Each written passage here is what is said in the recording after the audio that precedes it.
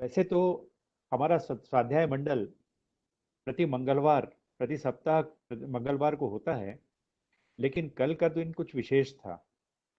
कल हमारा केंद्रीय बजट था, और ऐसे दिन जबकि इस केंद्रीय बजट प्रस्तुत हो रहा हो, स्वाध्याय मंडल में बजट के ऊपर जब तक पूरी सूचनाएं प्राप्त न हो जाएं, तब तक के किसी भी प्रकार से डिस्कशन करना यह थोड़ा सा नामुमकिन था। इसलिए आज का दिन रखा गया। आप सभी लोग इसमें जुड़ रहे हैं, जुड़े हुए हैं। आप सभी लोगों का मैं हार्दिक स्वागत करता हूं। हमारे बीच हमारे मुख्य वक्ता डॉक्टर हितेश वाजपेयी हमारे बीच में जुड़ चुके हैं। हमारे जो राष्ट्रीय संयोजन समिति के जो सदस्य हैं, डॉक्टर आशीर्वादम आचार्य, नेशनल कोऑर्डिनेटर, वह हमारे साथ में जुड़ चुके हैं। और अब आप दोनों का मैं हार्दिक स्वागत करता हूं। डॉक्टर वाजपेयी, मैं आपका हार्दिक स्वागत करता हूं। डॉक्टर आशीर्वादम आचार्य, मैं आपका हार्दिक स्वागत करता हूं। इसके साथ ही जो साथी हमारे साथ में, मित्रगण जो हमारे साथ में जुड़ रहे हैं, उन सभी का स्वागत है। विषय एक ही है, budget.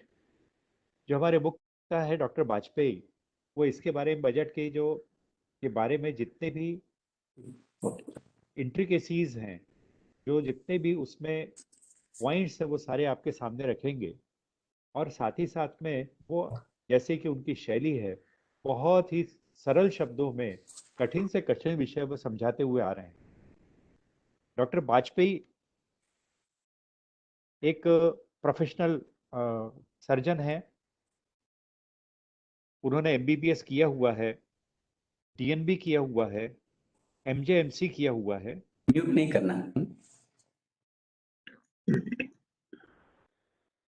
Doctor Ram Manohar Lohia hospital में वे नई दिल्ली में regional medical officer, residential medical officer रह चुके हैं। नेशनल चेस्ट इंस्टीट्यूट में रह चुके हैं नई दिल्ली में। और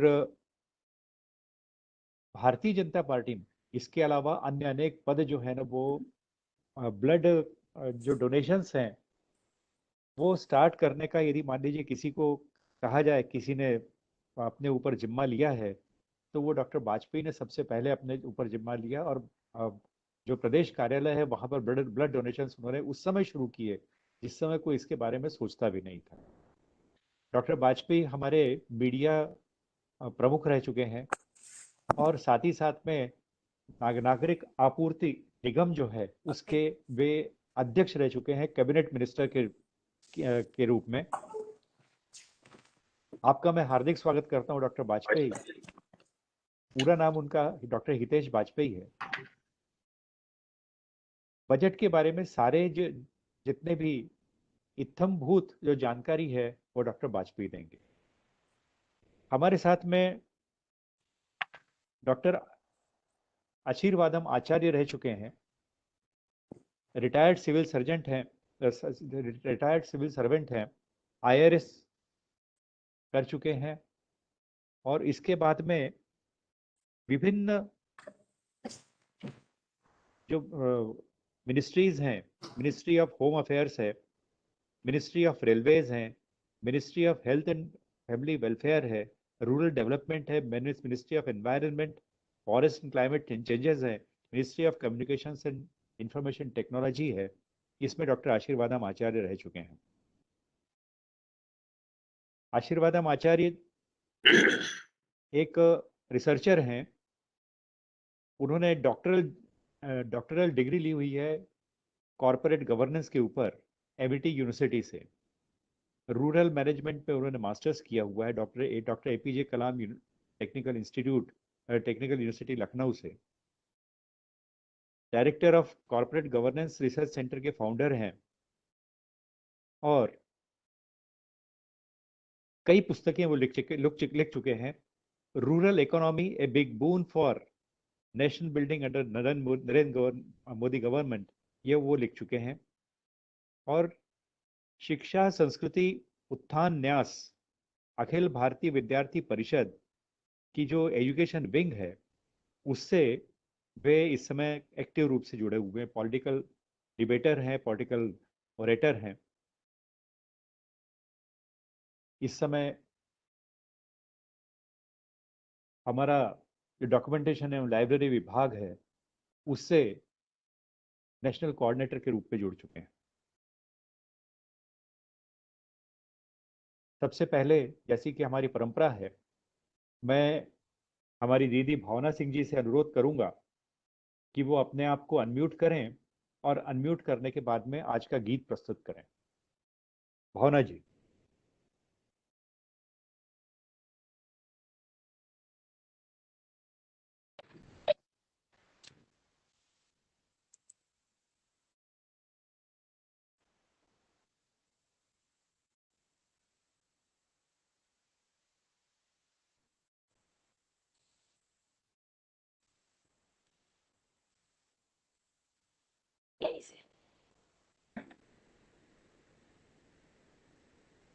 भावना जी प्रारंभ करें।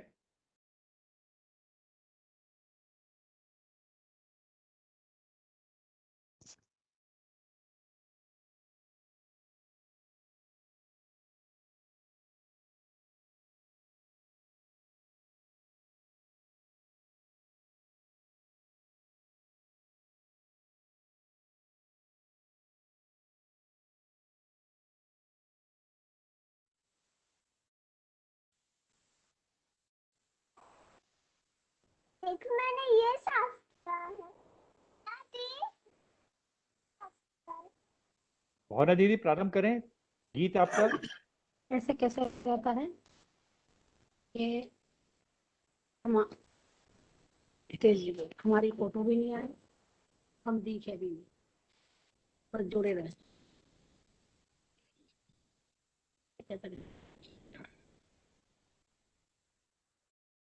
जुड़े रहे। फोटो नहीं आता है, एमजे है। ये बंद है, इसके लिए इस्तेमाल किया। भावना जी अपना गीत प्रारंभ करें।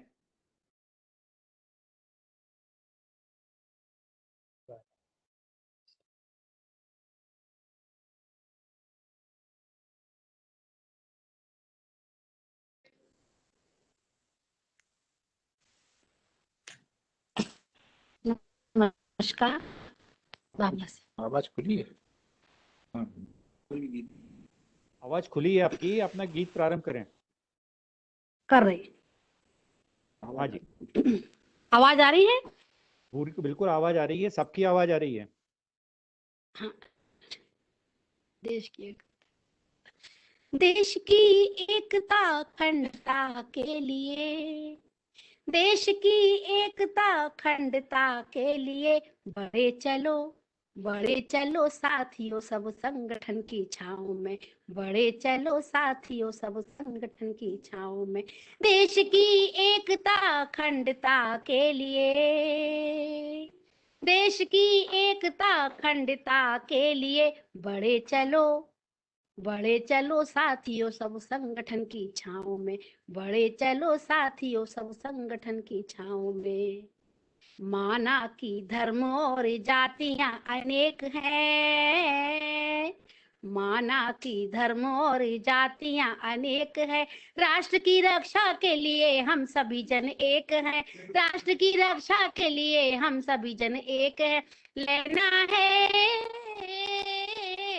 लेना है जीत हमें अपने एक दाव में, बढ़े चलो साथियों सब संगठन की छाँव में, बढ़े चलो साथियों सब संगठन की छाँव में। देश की एकता अखंडता के लिए, देश की एकता अखंडता के लिए बढ़े चलो साथियों सब संगठन की छाँव में, साथियों सब संगठन की छाँव में। दुनिया के देश लगे इस होड़ में, दुनिया के सभी देश लगे इस होड़ में, पीछे ना रह जाए हम प्रगति की इस दौड़ में, पीछे ना रह जाए हम प्रगति की इस दौड़ में।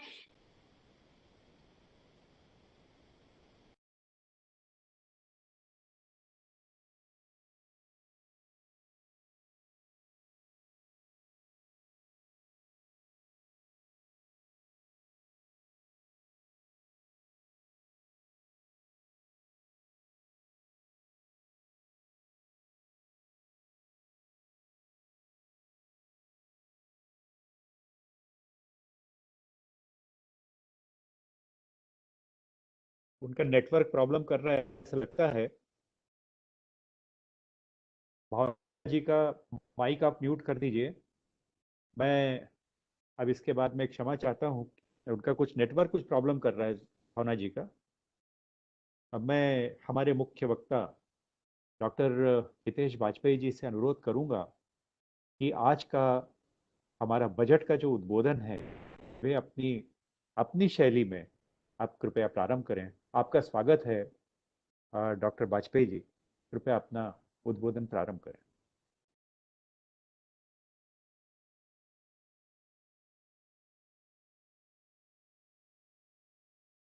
डॉक्टर वाजपेयी का माइक अनम्यूट करें। बहुत बहुत धन्यवाद साहब, सारे कंट्रोल तो आपके पास है नहीं। नमस्कार। सारे नमस्कार जी साहब। माननीय आज के सत्र की अध्यक्षता कर रहे को मैं बहुत बहुत नमस्कार अर्पित करता हूं। और एक बहुत अच्छा प्रयास आप लोगों द्वारा हो रहा है और उम्मीद करता हूं जैसे 1980 में हम 2 सांसद से शुरू हुए थे और आज हम 2/3 से अधिक बढ़ चुके हैं, ऐसे ही आपका प्रयास बहुत तेजी से आगे बढ़ते हुए बड़ी संख्या में लोगों को जोड़ेगा और हम सब मजबूती से उसका हिस्सा बनेंगे। आप सभी लोगों को बहुत बहुत शुभकामनाएं कि आप इस काम को लगातार करें। अब मैं अपने मूल विषय पे आता हूँ। जैसा कि हम सभी लोगों को मालूम है, आज प्रधानमंत्री जी को भी काफी लोगों ने सुना होगा, हमारा 7वां बजट ये रहा है मोदी सरकार का।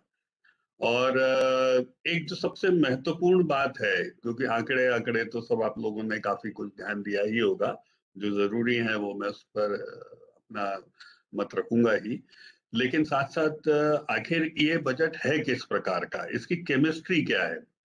फिजिक्स तो हम समझेंगे, तो इसकी केमिस्ट्री साहब ऐसी है, आप सोचिए कि 4 प्रमुख राज्यों में हमारे चुनाव हो रहे हैं, जिसमें उत्तर प्रदेश बहुत बड़ा राज्य है। उसके बाद भी हमारे देश में हम हमारे प्रधानमंत्री जी के नेतृत्व में कोविड काल के होने के बावजूद भी हमने लोकप्रियता के आधार पे बजट नहीं दिया। हमने वो बजट दिया जो आने वाले 25 साल में देश की आवश्यकता बने। हमें भी नहीं मालूम 25, हम तो प्रयास करेंगे कि 25 साल हम ही रहें, लेकिन एक राजनीतिक दल होने के नाते, लेकिन हमने कभी इसको बहुत प्राथमिकता नहीं दी। और यही कारण था कि कल बजट स्पीच समाप्त होते होते तक किसी को समझ में ही नहीं आ रहा था बोले क्या, क्योंकि आमतौर पे जो टीवी पर बैठते हैं या इवन जो पॉलिटिकल एक्सपर्ट्स हैं वो लोकप्रिय चीजों को तो पकड़ लेते हैं, लेकिन बजट के अंदर जो गूढ़ चीजें होती है, बजट कोई बहुत छोटी चीज नहीं होती है, ये देश का बही खाता है, भारत का बही खाता है। और जैसा प्रधानमंत्री जी ने कहा कि इस बजट पर वो छाप है जो दुनिया भारत को देखना चाहती कि हम कैसे बढ़ेंगे। तो मैं एक छोटा सा इस बैकग्राउंड मैंने आपको बताया कि पहली बात, हमने लोकप्रियता के आधार पर नहीं, लोगों के लिए हितकारी देश के लिए बजट हो इस आधार पर ये बजट बनाया है। हमने भी बहुत बजट डिबेट्स करी है, सप्रे जी जानते हैं बहुत अच्छे से, पर ये पहला बजट है जो सब हमें भी बहुत पढ़ना पड़ा। और चूंकि मैं भी इकोनॉमिक्स का विद्यार्थी रहा हूँ तो मुझे आनंद भी आया, जितना पढ़ता जाता हूँ मैं खुद बहुत मजबूती से कन्विंस होता हूँ कि काश इस तरीके के बजट देने का मौका हमको 25-30 साल बहुत मिला होता तो देश की दशा कुछ और होती। खैर, अब दूसरी बात जो बहुत महत्वपूर्ण है इसमें वो ये है कि हमने ना केवल भारत की आवश्यकताओं को एड्रेस किया है, बल्कि जो मैं कह रहा हूं प्रधानमंत्री जी ने भी इस बात को कहा है कि हमने भारत को जो विश्व देख रहा है भारत की ओर, उस विश्व की भी यानी इन्वेस्टर्स की, एफडीआईज की, या हमको जो एक इकोनॉमिक मार्केट के रूप में देखते हैं, तो उनकी दृष्टि से भी हमारी क्या आवश्यकताएं होना चाहिए जिससे कि हम उनको भी आकर्षित कर सके। दूसरा स्थान उसको दिया है। तीसरा स्थान हमने किसको दिया है? तीसरा स्थान अभी आपने देखा होगा बिहार की जैसे घटना हुई नौकरियों को लेकर, ये एक टिपिकल घटना है और हम सब लोग बहुत अच्छे से जानते हैं, नीरव भी बैठे हुए हैं, एक बड़े संस्थान को चलाते हैं, कि हम एक छोटी सी नौकरी निकालते हैं और हम भी आश्चर्यचकित रह जाते हैं कि उसको लेकर कितने कितने लोग MSc, MA, BA, MBA, BE लोग इसमें आते हैं और हम चकित रह जाते हैं कि इतनी छोटी पोस्ट के लिए इतने बड़े बड़े क्वालिफाइड लोग क्यों आ रहे हैं, क्योंकि 55 साल शिक्षा माफिया की कोख से बेरोजगारी पैदा हुई है, तो लोग डिग्रियां लेके तो घूम रहे हैं लेकिन हुनरमंद कम है। तो इसीलिए सरकारी नौकरियों की एक सीमा है, जिसका मैंने बिहार की घटना का जिक्र किया। आप कब सोचिए साहब, 1.5 करोड़ आवेदन, मतलब मैं भी जिंदगी में पहली बार मैंने सुना। और जिस देश में ये स्थिति है साहब, उस देश में यदि देश का प्रधानमंत्री ये कह रहा है कि हमें आत्मनिर्भर इकोनॉमी चाहिए, हमें सरकारी नौकरियों पर आधारित इकोनॉमी नहीं चाहिए, या बेरोजगारी दूर करने का तरीका नहीं चाहिए, तो उसका इससे बड़ा आई ओपनिंग एपिसोड या इवेंट कोई नहीं हो सकता है कि आप सोचिए 1.5 करोड़ आवेदक हैं। भाई कुछ लोगों को तो नौकरियां मिल जाएंगी, लेकिन नौकरी की आकांक्षा रखने वालों का इतना समूह कहाँ जाएगा? हमारे देश के ही बच्चे हैं, नागरिक हैं, युवा है, कल का भारत है। इस बात को एड्रेस करने का काम इस बजट में किया है। तो ये 3 बातें मैंने बहुत प्रमुखता से रखी। बहुत ज्यादा मैं डिटेल में बहुत सारे पॉइंट इसलिए नहीं देना चाहता हूँ साहब कि हम बहुत ज्यादा फिर कंफ्यूज होने लगते हैं। 3 बातों के प्रकाश में अब हम इसको समझें। आपने देखा होगा कि पिछली बार हमारा कोविड काल के दौरान -6.6 पर जीडीपी गया था। आज हम प्लस आए हैं। आप मान के चलिए कि हम 8.5 को टारगेट कर रहे हैं, 9 को टारगेट कर रहे हैं। तो ये जो 15-16% का हम लोगों ने जो गैप लिया, इसी को बोलते हैं के शेपेड। कि हम ऊपर थे, नीचे आए, फिर ऊपर आए, फ्लैट हुआ, फिर हम उसके बाद, दिस इज कॉल्ड, जो आप के शेपेड सुनते हैं ना बीच बीच में, वो इसी प्रकार के ग्राफ को कहा जाता है।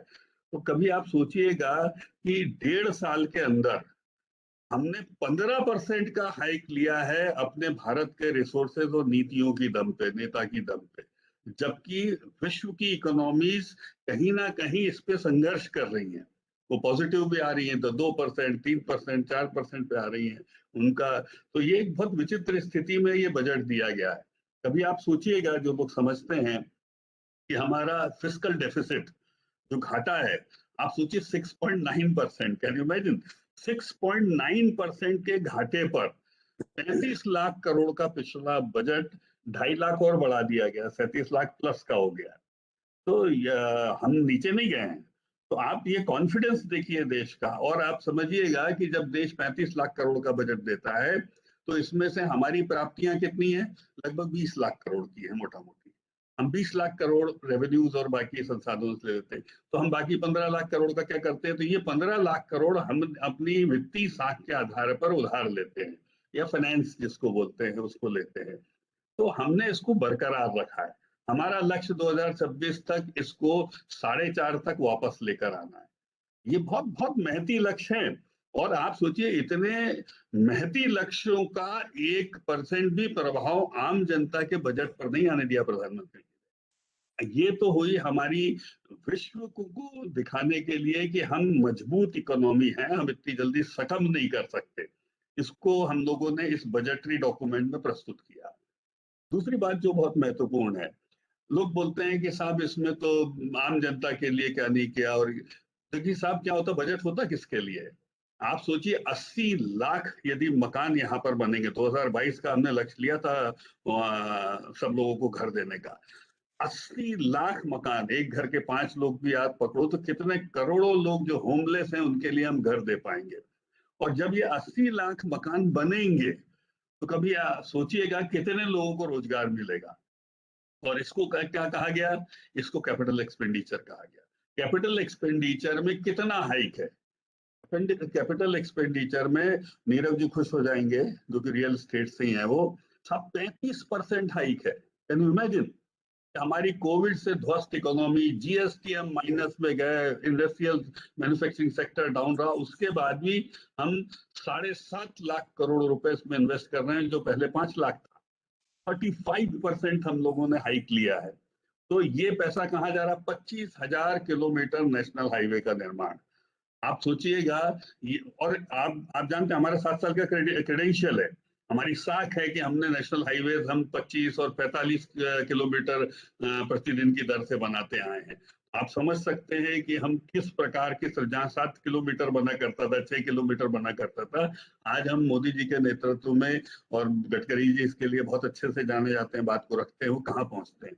मैं आपको एक जानकारी और दूंगा, जब 1 किलोमीटर हाईवे बनता है तो 50 लोगों को रोजगार मिलता है, पंचर वाले, रेडी वाले, ढाबे वाले, रेस्टोरेंट वाले, पेट्रोल पंप। तो ऐसा एक मानक माना गया है संस्थानों द्वारा कि 1 किलोमीटर के ऊपर 50 लोगों को रोजगार मिलता है। तो कभी आप सोचिएगा हम कितने लोगों को आत्मनिर्भर बना के रोजगार उपलब्ध करा सकते हैं इसके माध्यम से। दूसरा कहा जाता है जब एक 4 व्हील डेवलप होता है, 4 पहिया वाहन, तो लगभग 10,000 लोगों को रोजगार मिलता है। इसमें भी आप 4 व्हील में देखिएगा एक एक पार्ट बनाने की फैक्ट्रीज होती हैं, फिर उसकी असेंबलिंग होती है। सारे पार्ट मारुति नहीं बना लेती है, मारुति बाजार से पार्ट लेती है, उन पार्ट को बनाने की फैक्ट्रीज होती है जिसमें हजारों लाखों लोग काम करते हैं।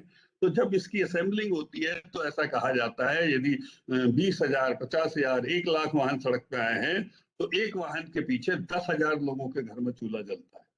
तो हमको इसको पुश करना है। 3 सेक्टर हमारी इकोनॉमी के होते हैं, मोटा मोटा देखें, प्राइमरी सेक्टर, सेकेंडरी और टर्शियरी। प्राइमरी मतलब खेतीहर लोग, खेती मजदूरी। प्राइमरी सेक्टर में हमको देना है सब्सिडी, सरकार में अंत्योदय का सिद्धांत लागू होता है। सेकेंडरी सेक्टर यानी मैन्युफैक्चरिंग सेक्टर। मैन्युफैक्चरिंग सेक्टर की आवश्यकता होती है उसको इंफ्रास्ट्रक्चर देना, डिमांड क्रिएट करना। बाजार में पैसे ही नहीं होगा तो भाई कैसे आएगा?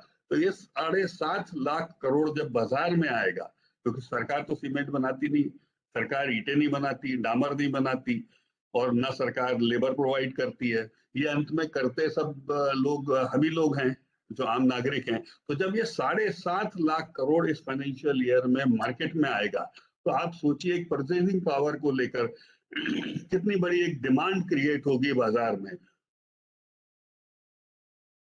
और ये डिमांड मैन्युफैक्चरिंग सेक्टर को सप्लाई के लिए मोटिवेट करेगी, और तब हमारे पास क्या आएगा? सब इनडायरेक्ट टैक्सेस आएंगे। ये इनडायरेक्ट टैक्सेस का कलेक्शन जो 60% होता है, 40% हमारा रेवेन्यू कलेक्शन होता है लगभग डायरेक्ट टैक्सेस को इनकम टैक्स बोलते हैं।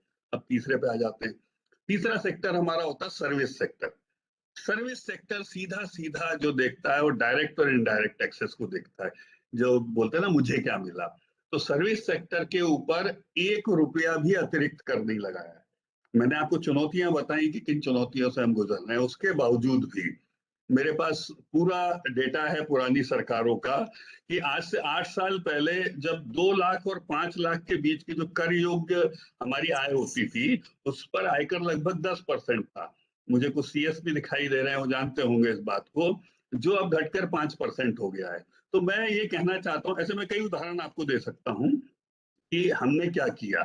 हमने उसको नहीं कर पाए इस बार, इसमें कोई दो मत, पर हर बार करना जरूरी थोड़ी ना होता है। इनडायरेक्ट टैक्सेस हम लोगों ने जीएसटी, आपको ध्यान होगा 42% से स्टार्ट हुआ था, हम उसको लेकर डाउन करते करते अब हम 18, 12, 5 की बात करते हैं। 18 के सेक्शन भी कई रिलीज करके 12 पे आ गए।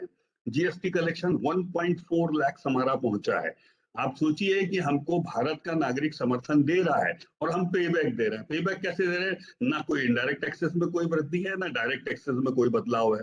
तो ये बड़ी बात है, जबकि विश्व की कई इकोनॉमीज में अलग अलग प्रकार के टैक्सेशन करके कोविड का लॉस रिकवर करने की योजना बनाई गई।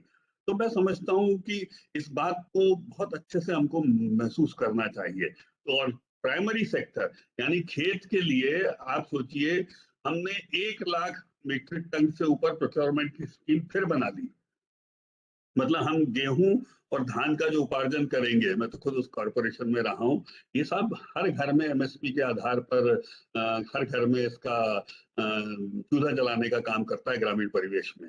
मनरेगा को लेकर किसी को भी स्कीम को, कई लोग बोलेंगे मनरेगा का लेआउट साहब इतना कम कर, ठीक है, मनरेगा होता है डिमांड एंड सप्लाई। जैसे आप लोगों किसी स्टेट ने हमने किटी आज उसकी बनाई 50,000 करोड़ की, और 50,000 करोड़ के मनरेगा के नोटिफाइड काम यदि उनने पूरे कर लिया है तो वो रिलीज हो जाता है, तो उनकी किटी मिड बजट सेशन में भी 5,000 करोड़ बढ़ा दी जाती है। ये कंटिन्यू स्कीम होती है, इसके सीलिंग्स नहीं हुआ करती कि नहीं हम इतने के काम कराएंगे। ये आपको भी पता है, 52 टन 55,000 करोड़ का हुआ, 5 लाख करोड़ का देश भर में हुआ, उसको बढ़ाकर 15 लाख कर दिया, 15 लाख का हुआ उसको 25 लाख करोड़ तक कर दिया। ये कोई नई बात नहीं, हम सब लोग इसको पढ़ते हैं और समझते हैं। तो कुल मिलाकर प्राइमरी सेक्टर को हमने कहीं पर भी उनकी जो आप यूरिया को लेकर जो बात चली थी, यूरिया में साहब इंटरनेशनल प्राइसेस बढ़ गई, तो जिस यूरिया के ऊपर हम लोग 1100-1200 रुपए सरकार सब्सिडी देती थी, उसी यूरिया का प्राइस बनाए रखने के लिए आज भारत सरकार 1650 रुपए दे रही है एक बोरी पे।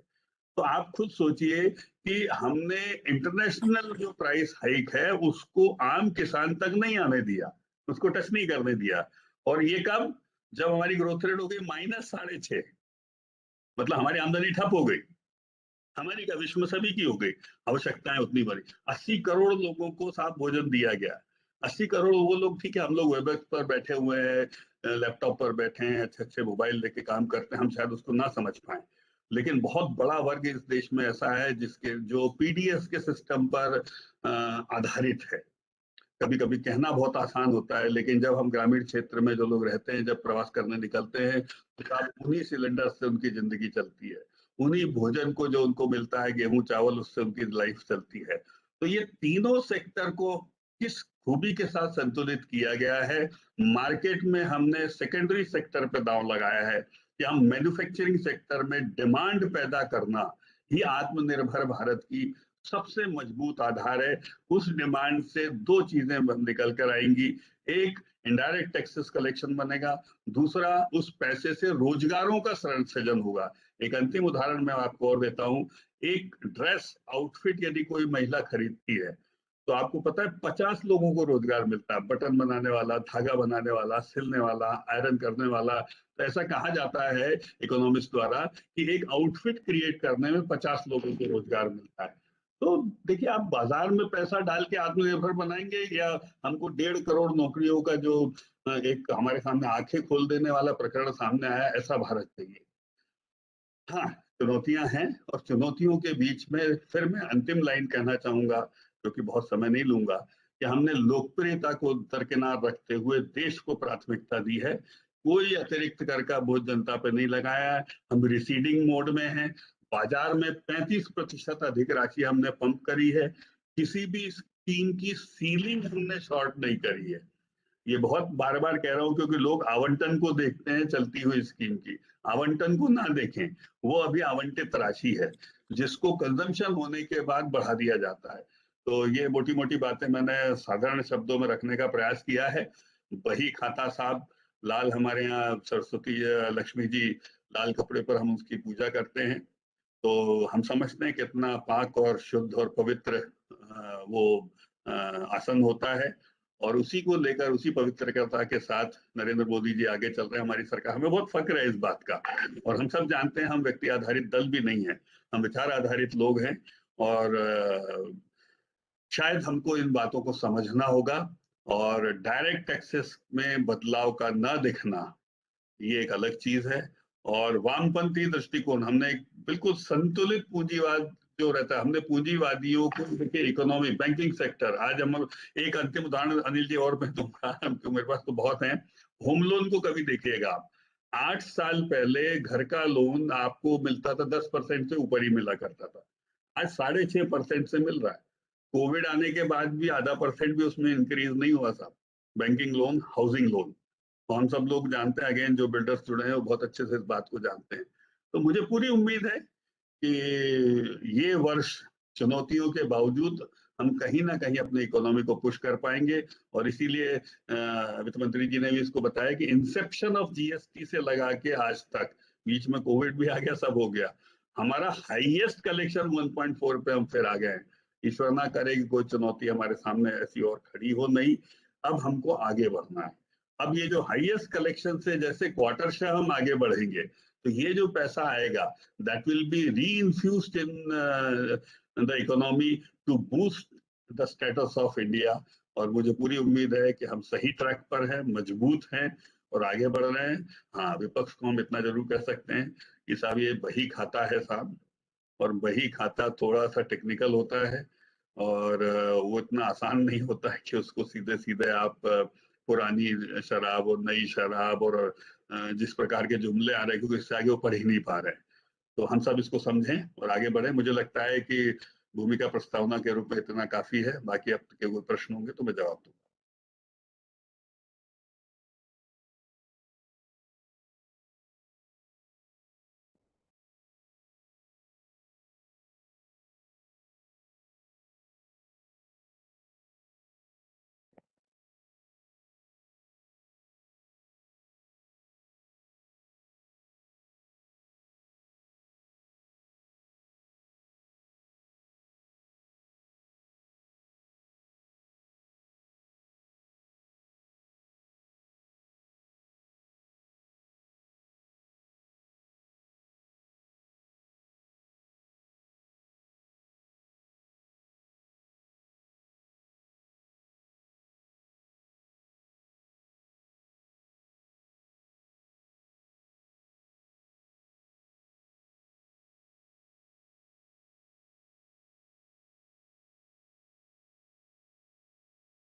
कुछ लोग कह रहे हैं कि किसान विरोधी है ये बजट। सर, क्या ये बजट किसान विरोधी?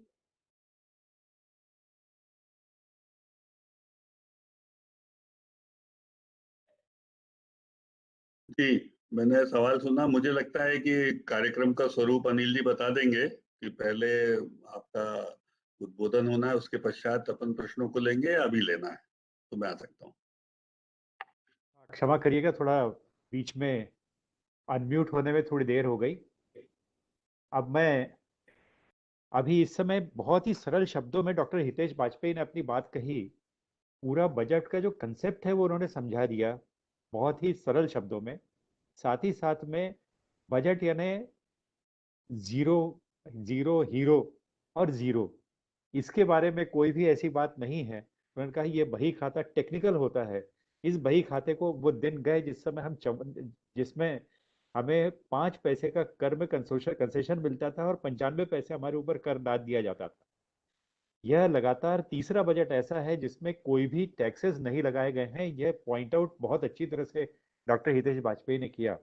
मैं आपको बहुत बहुत धन्यवाद देता हूँ माननीय हितेश जी कि आपने इतने सरल शब्दों में ये बात कही। अब इसके बाद में मैं आज के जो हमारे अध्यक्ष हैं डॉक्टर आशीर्वादम आचार्य, उनसे मैं अनुरोध करूंगा कि वे अपनी बात कहें। रोजगार निर्माण एवं वित्तीय अनुशासन, यह बजट जो है वो इस प्रकार का नहीं है कि इसमें पॉपुलिस्ट मेजर हों।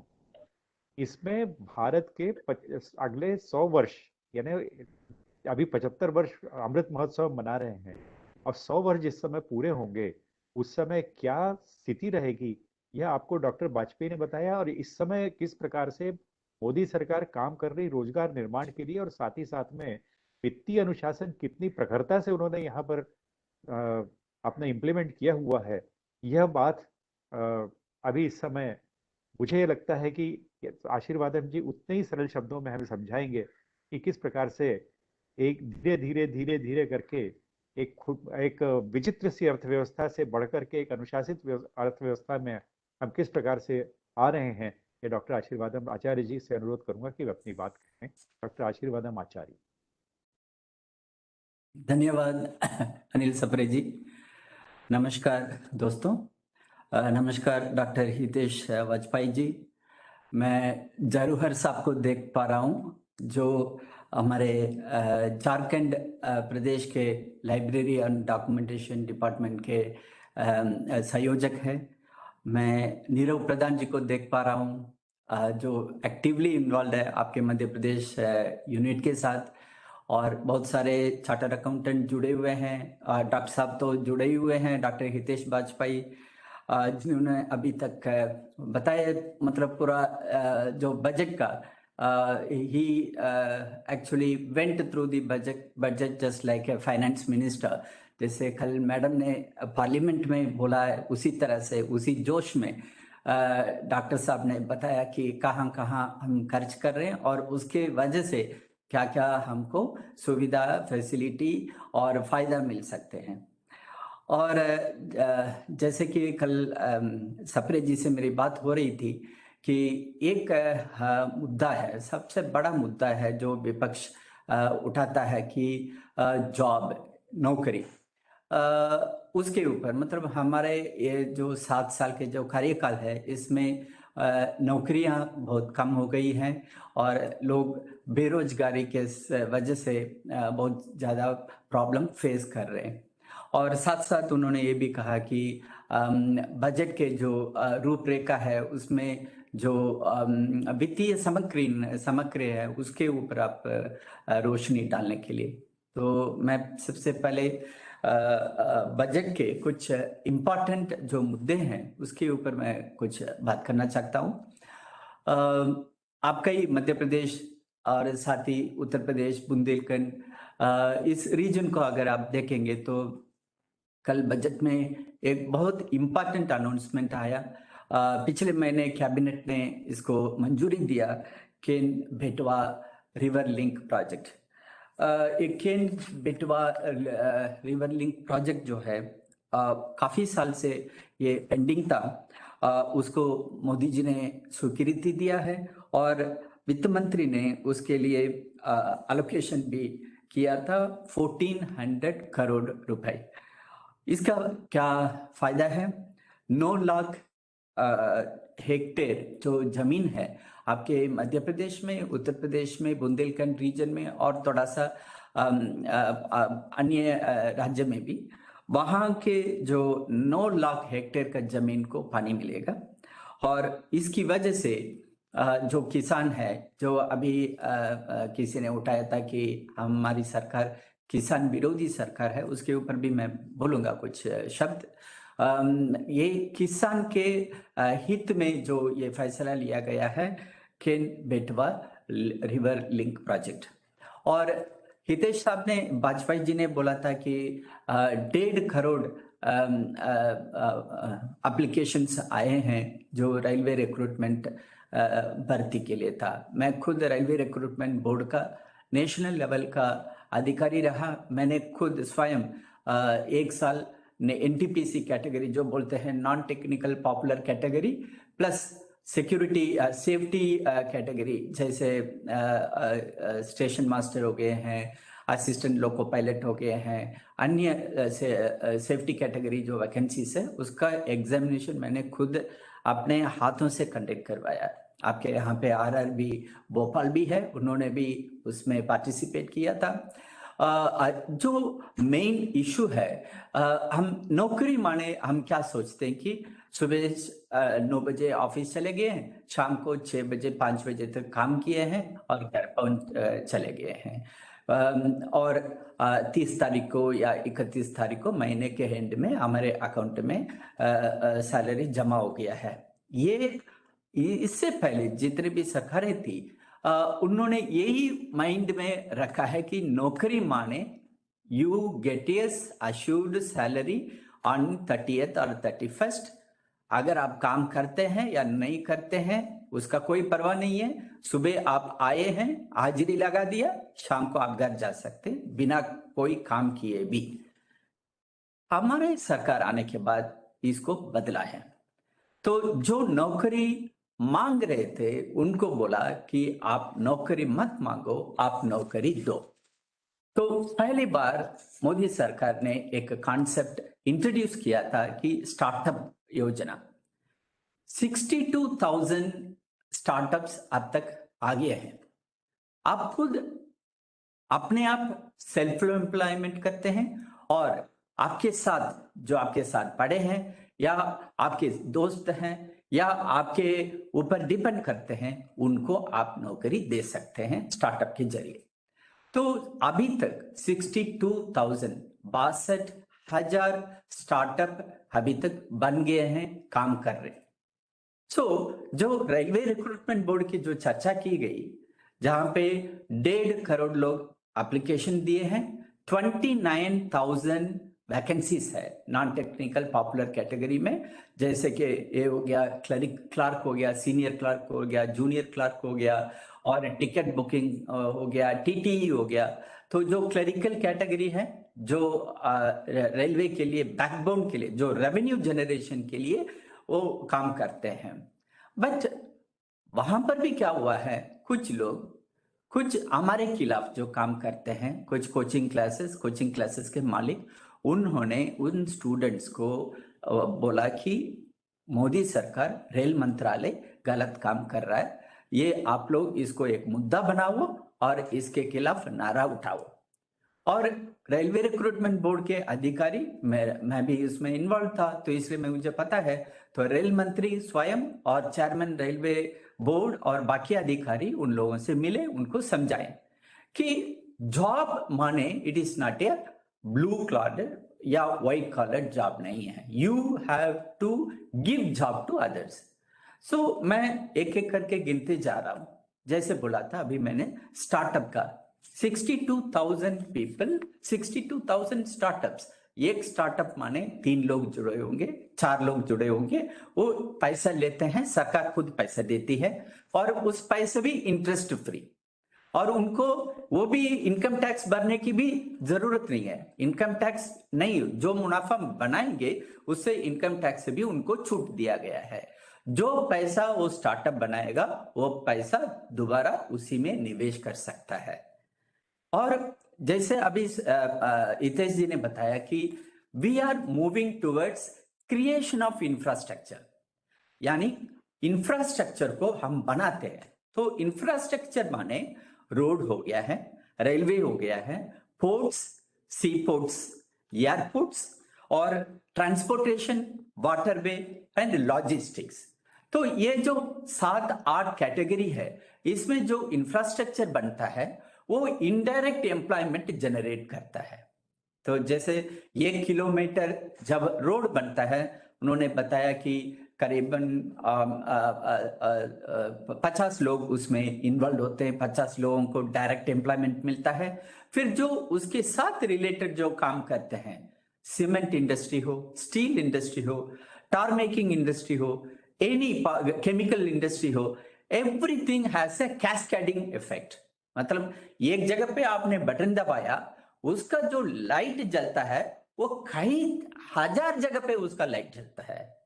रोशनी हर घर पे आता है, हर घर से 1 या 2 आदमी को जॉब मिलता है। That is a infrastructure creation. So जैसे अभी रोड ट्रांसपोर्ट को आप लीजिएगा, इससे पहले उत्तर प्रदेश यूपीए सरकार ने जो रोड बनाया था, उनके कार्यकाल में कितने रोड बनाए हैं और हमने कितना रोड बनाया है? 90,000 किलोमीटर उन्होंने रोड बनाया। उससे पहले यानी 2014 से पहले टोटल मिला करके 90,000 किलोमीटर, बट अभी तक हमने ऑलरेडी 50,000 किलोमीटर का नेशनल हाईवे बना चुके हैं। अब ग्रामीण सड़क योजना, जो प्रधानमंत्री ग्रामीण सड़क योजना, उसका कैलकुलेशन अलग है, वो कई हजार किलोमीटर वो बन गए हैं। तो उसके रिलेटेड जितने भी इंडस्ट्रीज है, उनमें वहां पे लाखों लोगों को नौकरी मिली है, लाखों लोगों को बिजनेस मिला है। कुछ लोग बिजनेस के जरिए पैसा कमाते थे, कुछ लोग रोज जो लेबर मिलता था, लेबर चार्ज मिलता था, लेबर का जो दिहाड़ी मिलता था, उससे उनको पैसा मिलता था। और देखिए, इसमें अभी आने वाले इस वित्त साल में हमको बनाना है 25,000 किलोमीटर नेशनल हाईवे बनाना है। और एक और प्रोजेक्ट लाए हैं, मल्टी मॉडल लॉजिस्टिक पार्क्स 4 जगह पे बनाने जा रहे हैं। मल्टी मॉडल लॉजिस्टिक्स यानी ट्रांसपोर्टेशन को अलग अलग ट्रांसपोर्टेशन, रोड ट्रांसपोर्टेशन, सी पोर्ट का ट्रांसपोर्टेशन, रेलवे ट्रांसपोर्टेशन, ऐसा सब मिला करके, इनलैंड वाटरवे, वो सब मिला करके एक मल्टी मॉडल हब होगा, वहां पर भी नौकरी दिया जाएगा।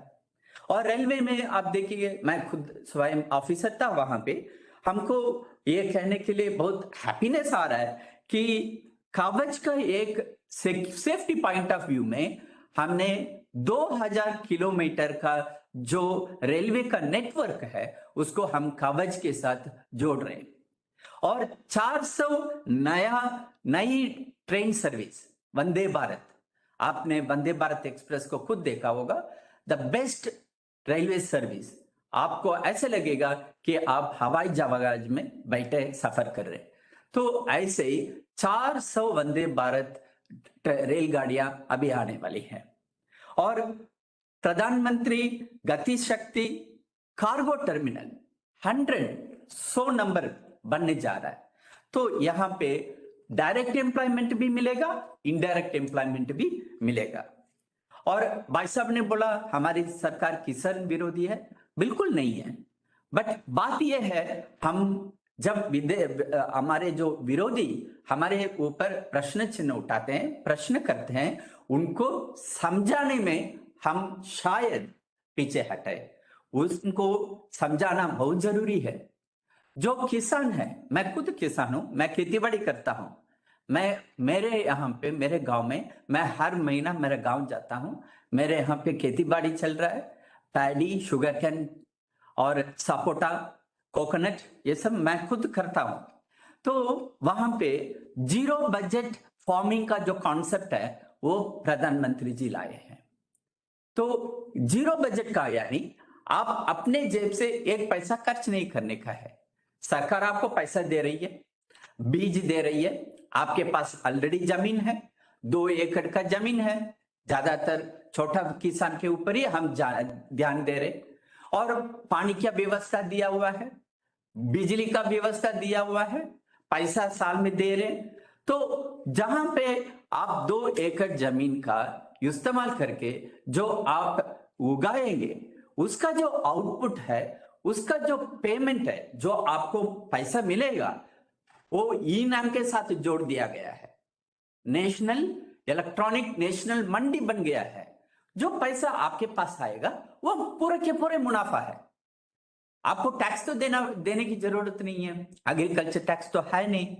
तो 6,000 रुपए सरकार जो देती है, उस पैसे से आप जो काम कर रहे हैं, उससे 25,000 भी मिलेगा, 50,000 भी मिलेगा, लाख रुपए भी मिलेगा। That is purely going to your pocket. ये कभी इससे पहले जितने भी सरकार थे, कभी उन्होंने सोचा था? They have never thought about. उनको सिर्फ ये कहना है हमारी सरकार किसान विरोधी सरकार है, नाराबाजी लगाना है। मोदी जी ने अब क्या किया?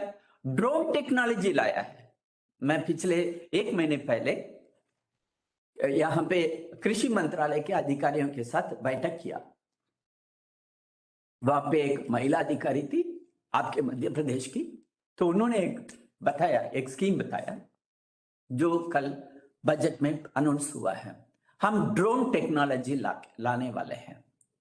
ड्रोन टेक्नोलॉजी जो ऑटोमेटिकली इंसेक्टिसाइड, पेस्टिसाइड को आपके यहाँ पे आपकी खेती में स्प्रे करेगा, आपकी खेती का नाप लेगा, आपकी खेती का जो रिकॉर्ड है, लैंड रिकॉर्ड, उसको वो बनाएगा इलेक्ट्रॉनिक माध्यम से। मैं जब रूरल डेवलपमेंट मंत्रालय में काम करता था, तब एक प्रश्न उठता था कि हम जब कैडेस्ट्रल मैप बनाते हैं, उसमें बहुत सारा मिस्टेक आता है। ये खेती है, साथ में दूसरा खेती है। जब वो खेती का रिकॉर्ड बनता है, वो रिकॉर्ड में मिस्टेक आता है, इसका थोड़ा सा उधर हो गया, उसका इधर हो गया, दोनों पड़ोसी दोनों एक दूसरे के साथ लड़ पड़े हैं। अब वो प्रॉब्लम नहीं होगा। बिल्कुल मिलीमीटर के हिसाब से आपका लैंड रिकॉर्ड ड्रोन के जरिए बनाया जाएगा और आपको इलेक्ट्रॉनिक माध्यम से, डिजिटल माध्यम से दिया जाएगा। दिस इज द उपलब्धि ऑफ मोदी सरकार इन फेवर ऑफ द किसान।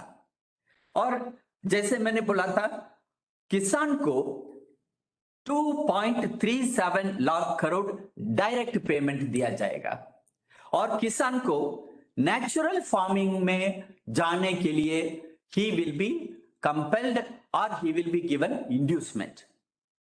किसान ड्रोन की बात तो हमने कर ही लिया। और एमएसएमई सेक्टर में आप देखेंगे, जैसे अभी पिछले 2 साल में एमएसएमई सेक्टर को जो पैसा आत्मनिर्भर भारत योजना के अंदर जो दिया गया था, उसकी वजह से ही हमारी जो इकोनॉमी एकदम डाउन चला गया था, वो उठ के ऊपर आया।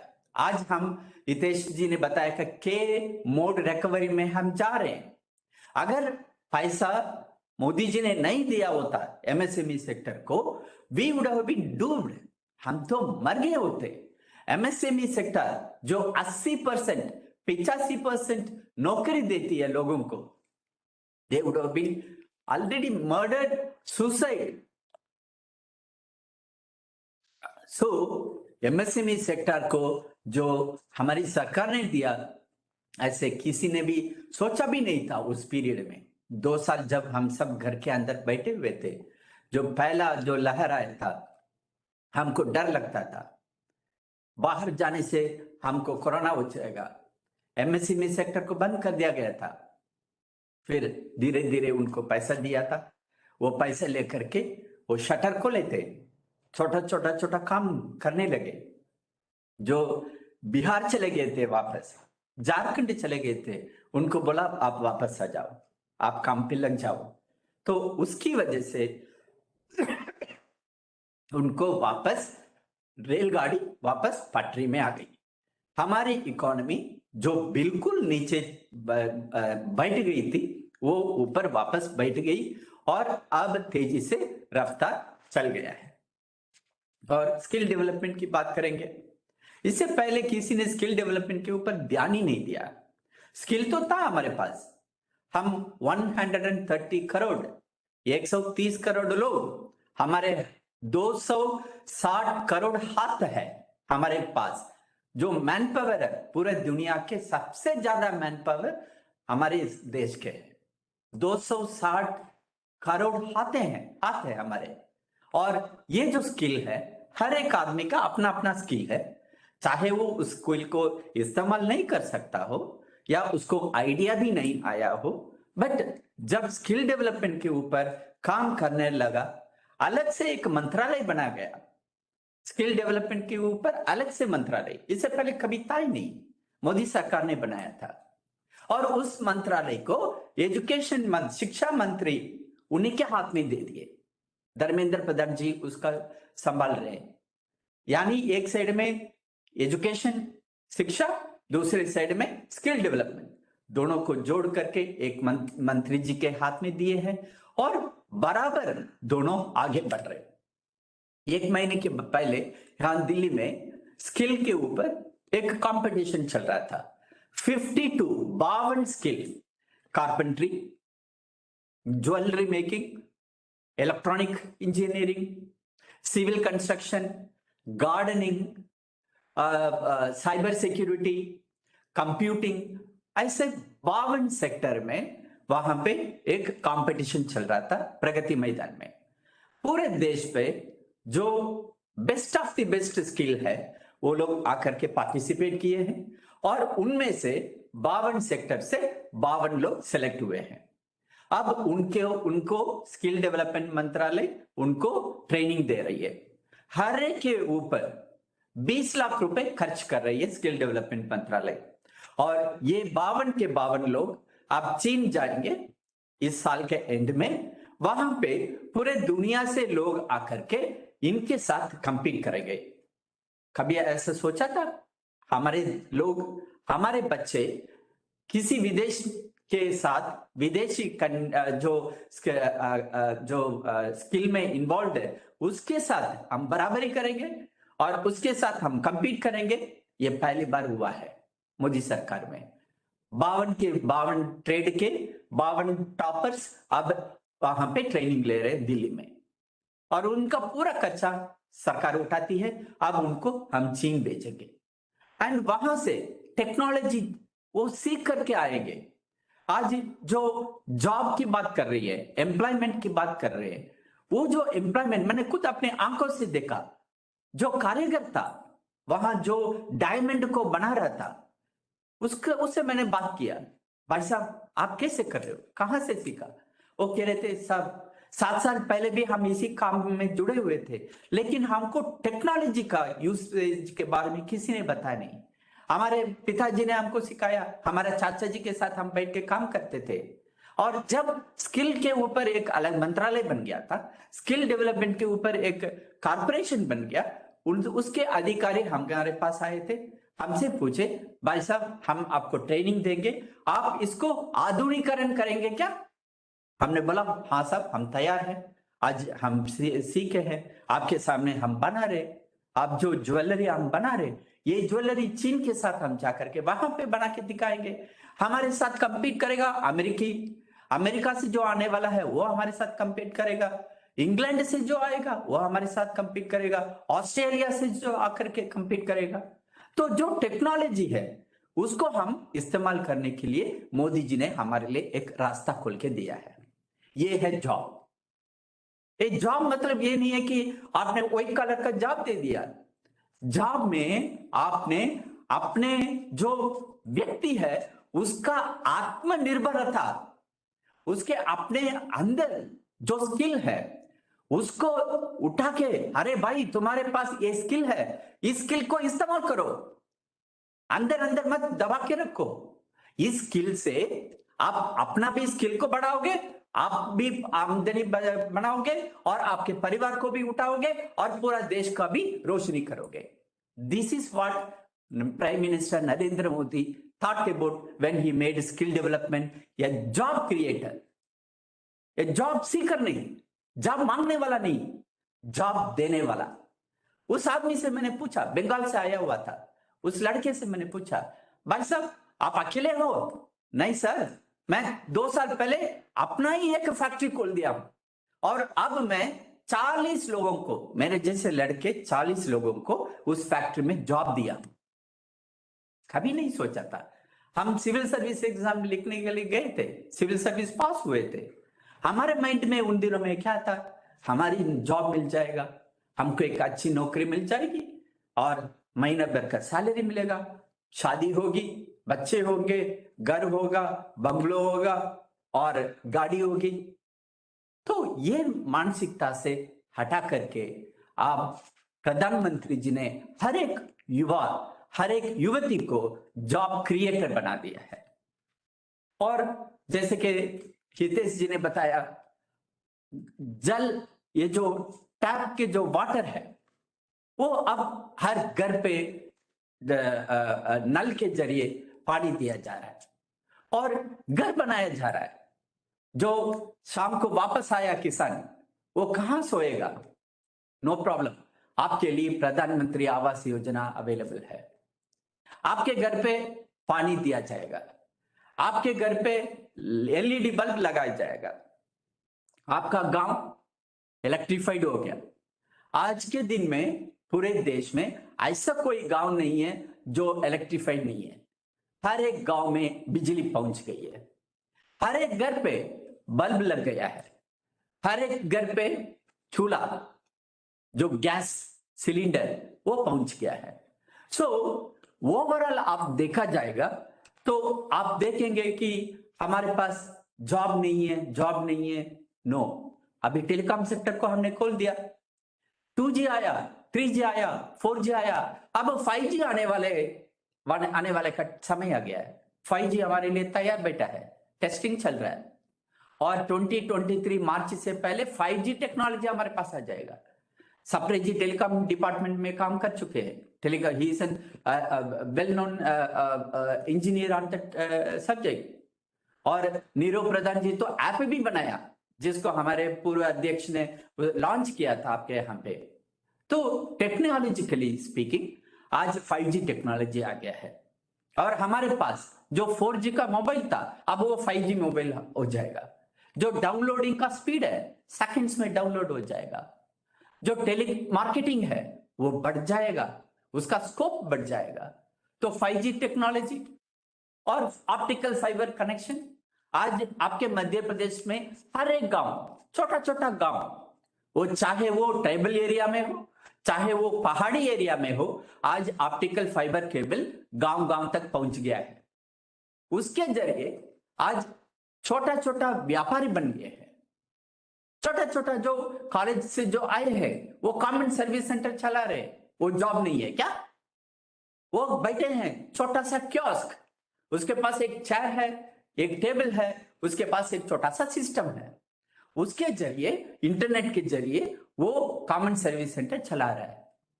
He has become a self-employed person. This is what we wanted. And not only this, जो टेक्नोलॉजी जो लेके आ रहे हैं वो पोस्ट ऑफिस के जरिए भी लेकर आ रहे हैं। 1.5 लाख पोस्ट ऑफिस है, डाक जो घर है, डाकघर जो है 1.5 लाख, वहां पर आपको बैंक अकाउंट खोला जाएगा। जो आप बैंक अकाउंट चला रहे हैं किसी बैंक के साथ, वो आप अपने लोकली पोस्ट ऑफिस में खोल सकते हैं, वहां पे पैसा जमा कर सकते हैं, उसी पोस्ट ऑफिस से आप पैसा वापस भी ले जा सकते हैं। तो आपका नजदीकी जो पोस्ट ऑफिस है, आपके गांव के अंदर का जो पोस्ट ऑफिस है, आपके गली के अंदर जो पोस्ट ऑफिस है, वो एक बैंक के जरिए काम करने जा रहा है। This is what technology meant, this is what job creation is. तो ये जॉब हम जो बोलते हैं, जॉब को हम एक नया रूप दे दिए हैं। सो ओवरऑल अगर हम देखेंगे 7.5 लाख करोड़ का जो इंफ्रास्ट्रक्चर क्रिएशन है, that is going to make a huge impact. बहुत बड़ा इसका इंपैक्ट होने वाला है another 1 year. जैसे प्रधानमंत्री जी ने कहा, हम 75th year of the independence में हैं और हमारा लक्ष्य आगे और 25 साल है। जब 100 इयर्स हो जाएगा, देश का आजादी मिलने के बाद का जो 100 इयर्स का हो जाएगा, उस समय पे India will be world's number 1 country. पूरा दुनिया ऑलरेडी आप अगर आप किसी के साथ आप जो विदेश में बैठे हैं उनसे आप बात करेंगे, भारत के बारे में उनको एक ऐसा है फीलिंग, ये छोटे 7 साल के अंदर अंदर इतना आगे कैसे निकल गए हैं। कुछ लोग तो व्हाट वी कॉल जेलसी भी फील कर रहे हैं। Jealousy, I don't know what to tell in Hindi, क्या बोलते हैं, ईर्ष्या, मतलब मेरे पास नहीं है, मेरे देश में नहीं है। लेकिन देखो ये 7 साल में मोदी जी ने क्या करके दिखा दिया। आज भारतीय, हर एक भारतीय बोलता है, अरे मैं गर्व से कहता हूं मैं भारतीय हूं। जब आप एयरपोर्ट में जाएंगे, वहां पे जो इमिग्रेशन काउंटर है, वहां बोल के अपना पासपोर्ट दिखाएंगे, जहां पे गवर्नमेंट ऑफ इंडिया का जो पासपोर्ट है वो देखता है, अरे टप लगा करके भेज देता। एक समय ऐसा भी था जो इंडिया पासपोर्ट को लेकर के अगर आप लंदन के एयरपोर्ट में जाकर के खड़े होंगे इमिग्रेशन के काउंटर में, बोलेंगे हाँ लाइन में आ जाओ। आज बोलते अरे मोदी जी का रिप्रेजेंटेटिव है ये, इसको पहले क्लियर करो, बाकी देश का तो बाद में देखेंगे। हमारे पासपोर्ट का वैल्यू बढ़ गया है। और कल एक अनाउंसमेंट भी आया है, वो पासपोर्ट ई पासपोर्ट भी बनने वाला है। सो ओवरऑल पूरे विश्व भर हमारे देश के प्रति एक ऐसा फीलिंग है कि भारत बहुत आगे बढ़ रहा है, बहुत तेजी से आगे बढ़ रहा है और ऐसे स्पीड में पूरे दुनिया में नंबर 1 बन जाएगा। और इसी समय पे सप्रे जी ने एक और बात बोलने के लिए बोला, हमारे फिस्कल मैनेजमेंट कैसा है। हमारा जो बजट जो कल पेश हुआ है, उस बजट में क्या स्थिति है आर्थिक रूप में। हमारा बजट में अगर 2021-2022 पिछले वित्तीय साल का अगर देखेंगे, वित्तीय वर्ष का 34.83 लाख करोड़ का बजट एस्टिमेट था और उसको रिवाइज किया गया था और वो रिवाइज बनने के बाद हुआ 37.70 लाख करोड़। और कल जो पेश हुआ है बजट, उसमें हमारा जो एक्सपेंडिचर है, हमारे जो खर्चा है, वो होगा 39.45 लाख करोड़। और हमारा आमदनी कितना होगा सरकार को, 22.84 लाख करोड़, यानी 22 लाख करोड़ रुपए का आमदनी होगा और हम खर्च करेंगे लगभग 40 लाख करोड़ रुपए। डेफिसिट बजट तो है, मानना पड़े, डेफिसिट बजट है। कितना डेफिसिट है, 6.9% का डेफिसिट है। मैकअप हो जाएगा, चिंता ना करें, क्योंकि हमारे जितना भी जो प्रोजेक्ट है जो लॉन्च कर रहे हैं, जितना भी इंफ्रास्ट्रक्चर डेवलपमेंट का जो बात चल रही है, उसका कैस्केडिंग इफेक्ट होगा। उसका ये जैसे मैंने बोला, एक बटन दबाया 100 प्लेसेस में रोशनी आया, ऐसे एक प्रोजेक्ट किया, उसका कैस्केडिंग इफेक्ट हर जगह पे आएगा। हर जगह से ट्रेडिंग होगा, हर जगह से जॉब मिलेगा, उसका जो पैसा मिलेगा उसका खर्च करने का उसके पास जेब में पैसा होगा, तो उसकी वजह से बिजनेस बढ़ेगा। और स्कूल कॉलेज टेक्नोलॉजी के ऊपर काम कर रहे हैं। अभी राष्ट्रीय शिक्षा नीति लागू हो गया है ऑलरेडी, डिजिटल इकोनॉमी आ गया है, डिजिटल के माध्यम से हम सब पढ़ाई कर रहे हैं। हमारे बच्चे घर, मेरी बेटी घर बैठ करके ऑनलाइन में पढ़ाई कर रही है। 2 साल पहले हमने कभी सोचा नहीं था। आपदा में अवसर हमने ढूंढ निकाला। सो ओवरऑल अगर हम देखाएंगे तो ये बजट बिल्कुल हमारे हर एक नागरिक के लिए best of the best budget है। हम गर्व से कह सकते हैं कि हम भाजपा के कार्यकर्ता हैं और हमारा एक कर्तव्य बनता है, हमारी एक ड्यूटी बनती है कि इस बजट के बारे में अपने आस पड़ोस में, अपने दोस्त, अपने जहां काम कर रहे हैं वहां पर सबको बताएं कि मोदी जी हम सबका ख्याल रखते हैं। नमस्कार, जय हिंद।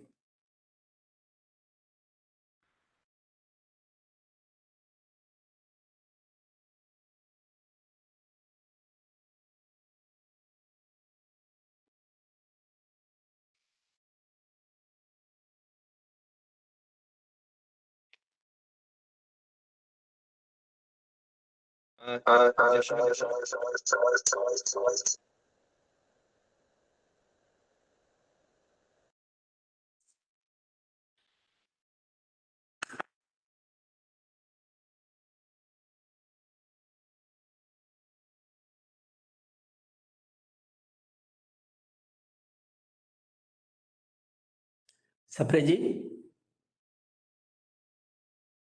हाँ, धन्यवाद डॉक्टर आशीर्वादम आचार्य। एक्चुअली मुझको अनम्यूट होने में थोड़ा सा देर लग गई, आई एम सॉरी। दोनों ही स्पीकर्स ने बहुत अच्छी तरह से हमको ये बताया कि बजट क्या है और बजट के पीछे लॉजिक क्या है। बजट जो है वास्तविकता में जो सामने दिखा उससे बढ़कर के उसके जो निहितार्थ हैं वो कई गहरे हैं।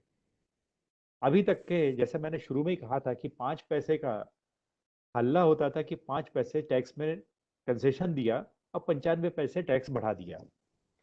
लगातार तीसरा बजट ऐसा है जिसमें किसी भी प्रकार का कोई टैक्स नहीं बढ़ाया गया। एक दूसरी बात, 2 साल पूरे के पूरे जो कोविड महामारी में बीते, वो कोविड महामारी में इस प्रकार से फाइनेंशियल मैनेजमेंट, जैसे अभी डॉक्टर आशीर्वादम आचार्य ने बताया, उसमें किसी प्रकार का कोई हल्ला नहीं हुआ, किसी प्रकार का कोई, प्रत्येक व्यक्ति को किसी न किसी प्रकार की कोई ना कोई कंसेशन मिला गया, कोई ना कोई वहां पर उनको आधार दिया गया। वरना स्थिति ये है कि फ्रांस जैसी स्थिति राज्य में, कनाडा जैसे राज्य में और दूसरे कई राज्यों में इस समय कोविड के समय जिस प्रकार का ये सुनाई दी, माने शोर सुनाई दिया है, वैसा भारत में कहीं शोर सुनाई नहीं दिया। और आपदा में अवसर, एक बात बहुत अच्छी कही आपने, आपदा में अवसर ढूंढा किसने? तो मोदी सरकार ने। वास्तविकता में यह सेशन बहुत ही अपने नॉलेज बढ़ाने वाला था। मैं अब अपने अभी मित्र हैं जितने डॉक्टर आशीर्वादम आचार्य और हमारे मुख्य वक्ता डॉक्टर हितेश वाजपेयी, हमारे प्रश्नों की राह देख रहे हैं। कोई यदि अपनी बात कोई कहना चाहे, कोई प्रश्न पूछना चाहे तो आप प्रश्न पूछ सकते हैं। हमारे दोनों जो विद्वान वक्ता हैं, डॉक्टर हितेश वाजपेयी कुछ कहना चाहते हैं, उन्हें अनम्यूट करिए। हो गया। मैं बस 2-3 चीजें बहुत फास्टली कहना चाहता हूँ। नीरव, तुम हंस रहे हो बहुत जम के, मजे ले रहे हो पूरे। मैं कहना चाहता हूँ कि पहली बात जो बहुत अच्छी बात निकल के डायरेक्ट टैक्सेस को लेके, तो देखिए आज से कई साल पहले सर्वाधिक डायरेक्ट टैक्स कब लगता था? ये नेहरू जी ने लगाया है। जब 300 रुपए तनख्वाह होती थी, प्रीमियम रेट था 55%। Can you imagine? मेरे ख्याल से सपरे साहब और पुराने लोगों को शायद ध्यान होगा पीढ़ी के, 55% इनकम टैक्स लिया जाता था। And that has come down to, जो मैंने आपको बोला, 2 से 5 लाख में हम 5% पे आ गए हैं।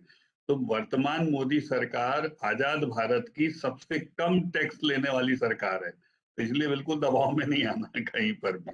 एक बात। दूसरी बात, मतलब हम 55% से 5% पे लाने वाले हम ही हैं। भाई आप में हिम्मत होती ले आते आप बोलते ना 13% आपकी ग्रोथ रेट, क्यों नहीं लाए? जब आप बोलते थे 13% आपकी ग्रोथ रेट थे तो आप ले आके 3% ले आते, तो आज हम 5 पे आपसे ज्यादा होते। तो ये बेवकूफी की बातें हैं। दूसरी बात तो किसानों के संबंध में आई, तो देखिए 2-3 बातें इसमें बहुत महत्वपूर्ण जो नई हुई है। पहली चीज, हमारा देश जाना जाता था मोटे अनाज के लिए। फिर अगेन, मैं चूंकि उस कॉर्पोरेशन का भी अध्यक्ष रहा हूँ, पीडीएस से बहुत जुड़ाव रहा है, किसानों से जुड़ाव रहा है। मक्का, बाजरा, कोदो, कुटकी, शिवराज जी ने भी बहुत लड़ाई इसकी लड़ी। आप सोचिए, ये पहली देशज सरकार है भारत की जिसने देशज उपज को समर्थन मूल्य में शामिल किया। और न केवल शामिल किया, आपको सुनकर एक छोटा सा उदाहरण देता हूं कि ये जो व्हीट पर सब लोग चलेंगे अच्छी बात है, लेकिन गेहूं की बजाय बाजरा पर समर्थन मूल्य आज का 2200 रुपए है। Can you imagine? गेहूं का समर्थन मूल्य तो पीछे रह गया। तो एक दिन ऐसा आएगा। और रहा सवाल सरसों का, तो सरसों में भी एक बड़ा इंटरेस्टिंग फैक्ट सामने आया है इस चर्चा के दौरान कि सरसों का तेल बढ़ा क्यों? क्योंकि सरसों का जो समर्थन मूल्य पे खरीदी थी वो स्टॉक ही नहीं है, पता है आपको, नेफेड और इन सब के पास में। और उसका बहुत बड़ा कारण क्या है कि जितनी सरसों थी वो समर्थन मूल्य से बहुत ऊपर बिक गई। तो यही तो प्रधानमंत्री जी चाहते हैं कि साहब आपके पास समर्थन मूल्य जो है वो तो बैसाखी है, आप उसके ऊपर हमारा माल बेचना चाहिए। तो हमको किसानों को भी उस स्थिति में लाना है, गुणवत्ता को क्रॉप की लाना है, मोटा अनाज को शामिल करते हुए कई छोटे बड़े किसानों को शामिल करना है, बैतूल के, अलीराजपुर के, मंडला के, जो मोटा अनाज पैदा करते हैं। राजू बहन जी भी हैं, वो भी जानती हैं कि अंदर केसला और सब बहुत बड़ी संख्या में मोटा अनाज पैदा होता है। तो ये चीज बहुत महत्वपूर्ण है जो हमें करना है। और तीसरी बात जो निकल कर आती है बार बार, लोन लेने की बात। देखिए साहब, मैं बहुत साधारण सा उदाहरण देता हूँ, क्योंकि मैं सामान्य लोगों के बीच रहता हूँ, तो वही बात करने की कोशिश करता हूँ कि आज हम गाड़ी खरीदने जाएंगे, कोई भी गाड़ी 5 लाख, 8 लाख, 10 लाख की गाड़ी आती है। तो गाड़ी हम ऐसा तो नहीं करते कि 10 लाख इकट्ठा करते हैं और फिर थैली में भर के लेके जाते हैं जिस दिन इकट्ठा हो जाता है कि आज हम गाड़ी खरीदने जाएंगे। भाई, हम गाड़ी अपनी वित्तीय साख के आधार पर लेते हैं। तो आज जब हम 37 लाख करोड़ का बजट दे रहे हैं, तो हमारी वित्तीय साख है कि हम उधार ले सकते हैं, और उधार हम किस लिए ले रहे हैं? इंफ्रास्ट्रक्चर के लिए ले रहे हैं। तो ये एक सामान्य फिस्कल परंपरा है राजकोषीय, जिसको बोलते हैं integral part of finance management है, कि आपकी साख तो हो थोड़ा उधार लेने की। तो जैसे हम गाड़ी खरीदते हैं, इसी प्रकार से सरकार स्कीम्स के लिए पैसा जनरेट करती है, और वो उसके वित्तीय साख के आधार पर होती है। मैंने आपको उदाहरण दिया था कि 35 लाख करोड़ का यदि हम बजट दे रहे हैं, तो 20 लाख करोड़ हमारी प्राप्तियां हैं साहब।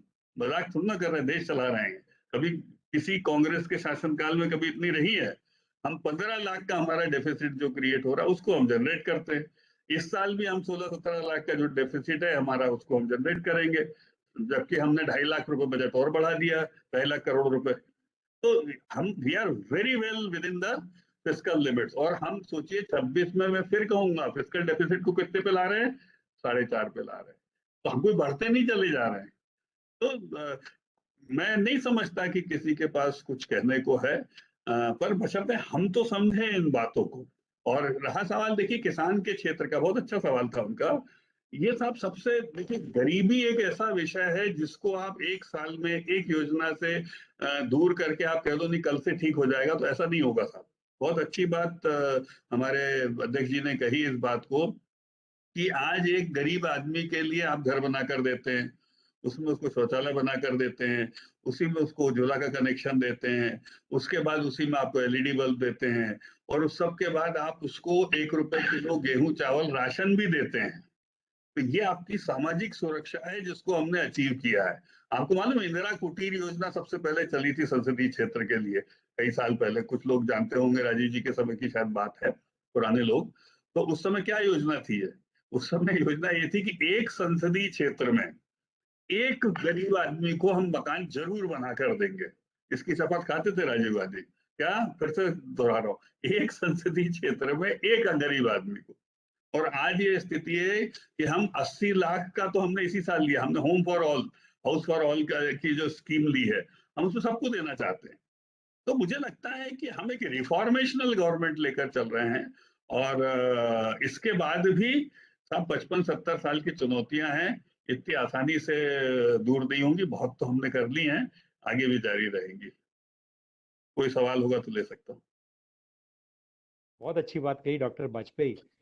हमारे मित्रगण यदि कोई भी प्रश्न पूछना चाहें तो कृपया पूछें। ऐसा भी तो ये पूछना था, ये नैनो फर्टिलाइजर जो लॉन्च हो मतलब जिसके ऊपर रिसर्च हो गई है अब लॉन्च हो रहा है, उसका इम्पैक्ट एग्रीकल्चरल मतलब किसान के फेवर में कितना ज्यादा होगा वो जरूर बताएं। क्योंकि अभी वो नैनो मतलब जो अमाउंट हम इंपोर्ट करते थे और फिर उसे महंगा बेचते थे, इसके कारण मेरे ख्याल से किसानों को फ्री के रेट में मिलेगा फर्टिलाइजर। बहुत अच्छी बात कही दे रहा हूँ।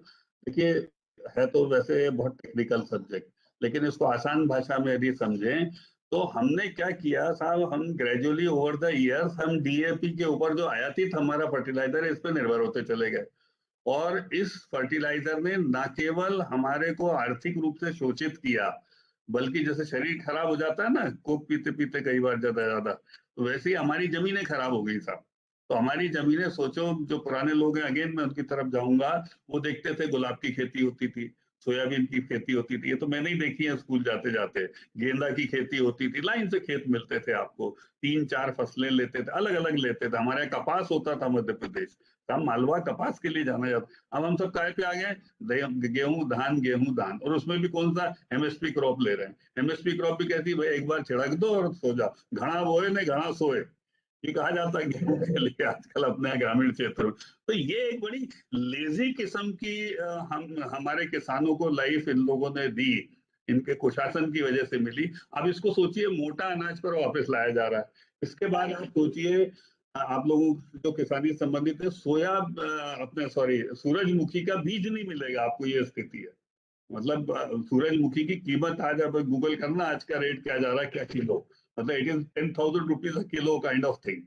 और आपको बीज नहीं मिलेगा। मैंने खुद अपने लिए खोजने की कोशिश करी थी, जहां पर हमारे हर खेत सूरजमुखी के होते थे। यहाँ से लेके आप दमोह निकल जाओ, मालवा निकल जाओ, आपको बकायदा खेत दिखते थे। तो मुझे लगता है कि कांग्रेस की economic policy, farmer centric policy, ये सब ध्वस्त रही है और कोई विजन नहीं रहा ना।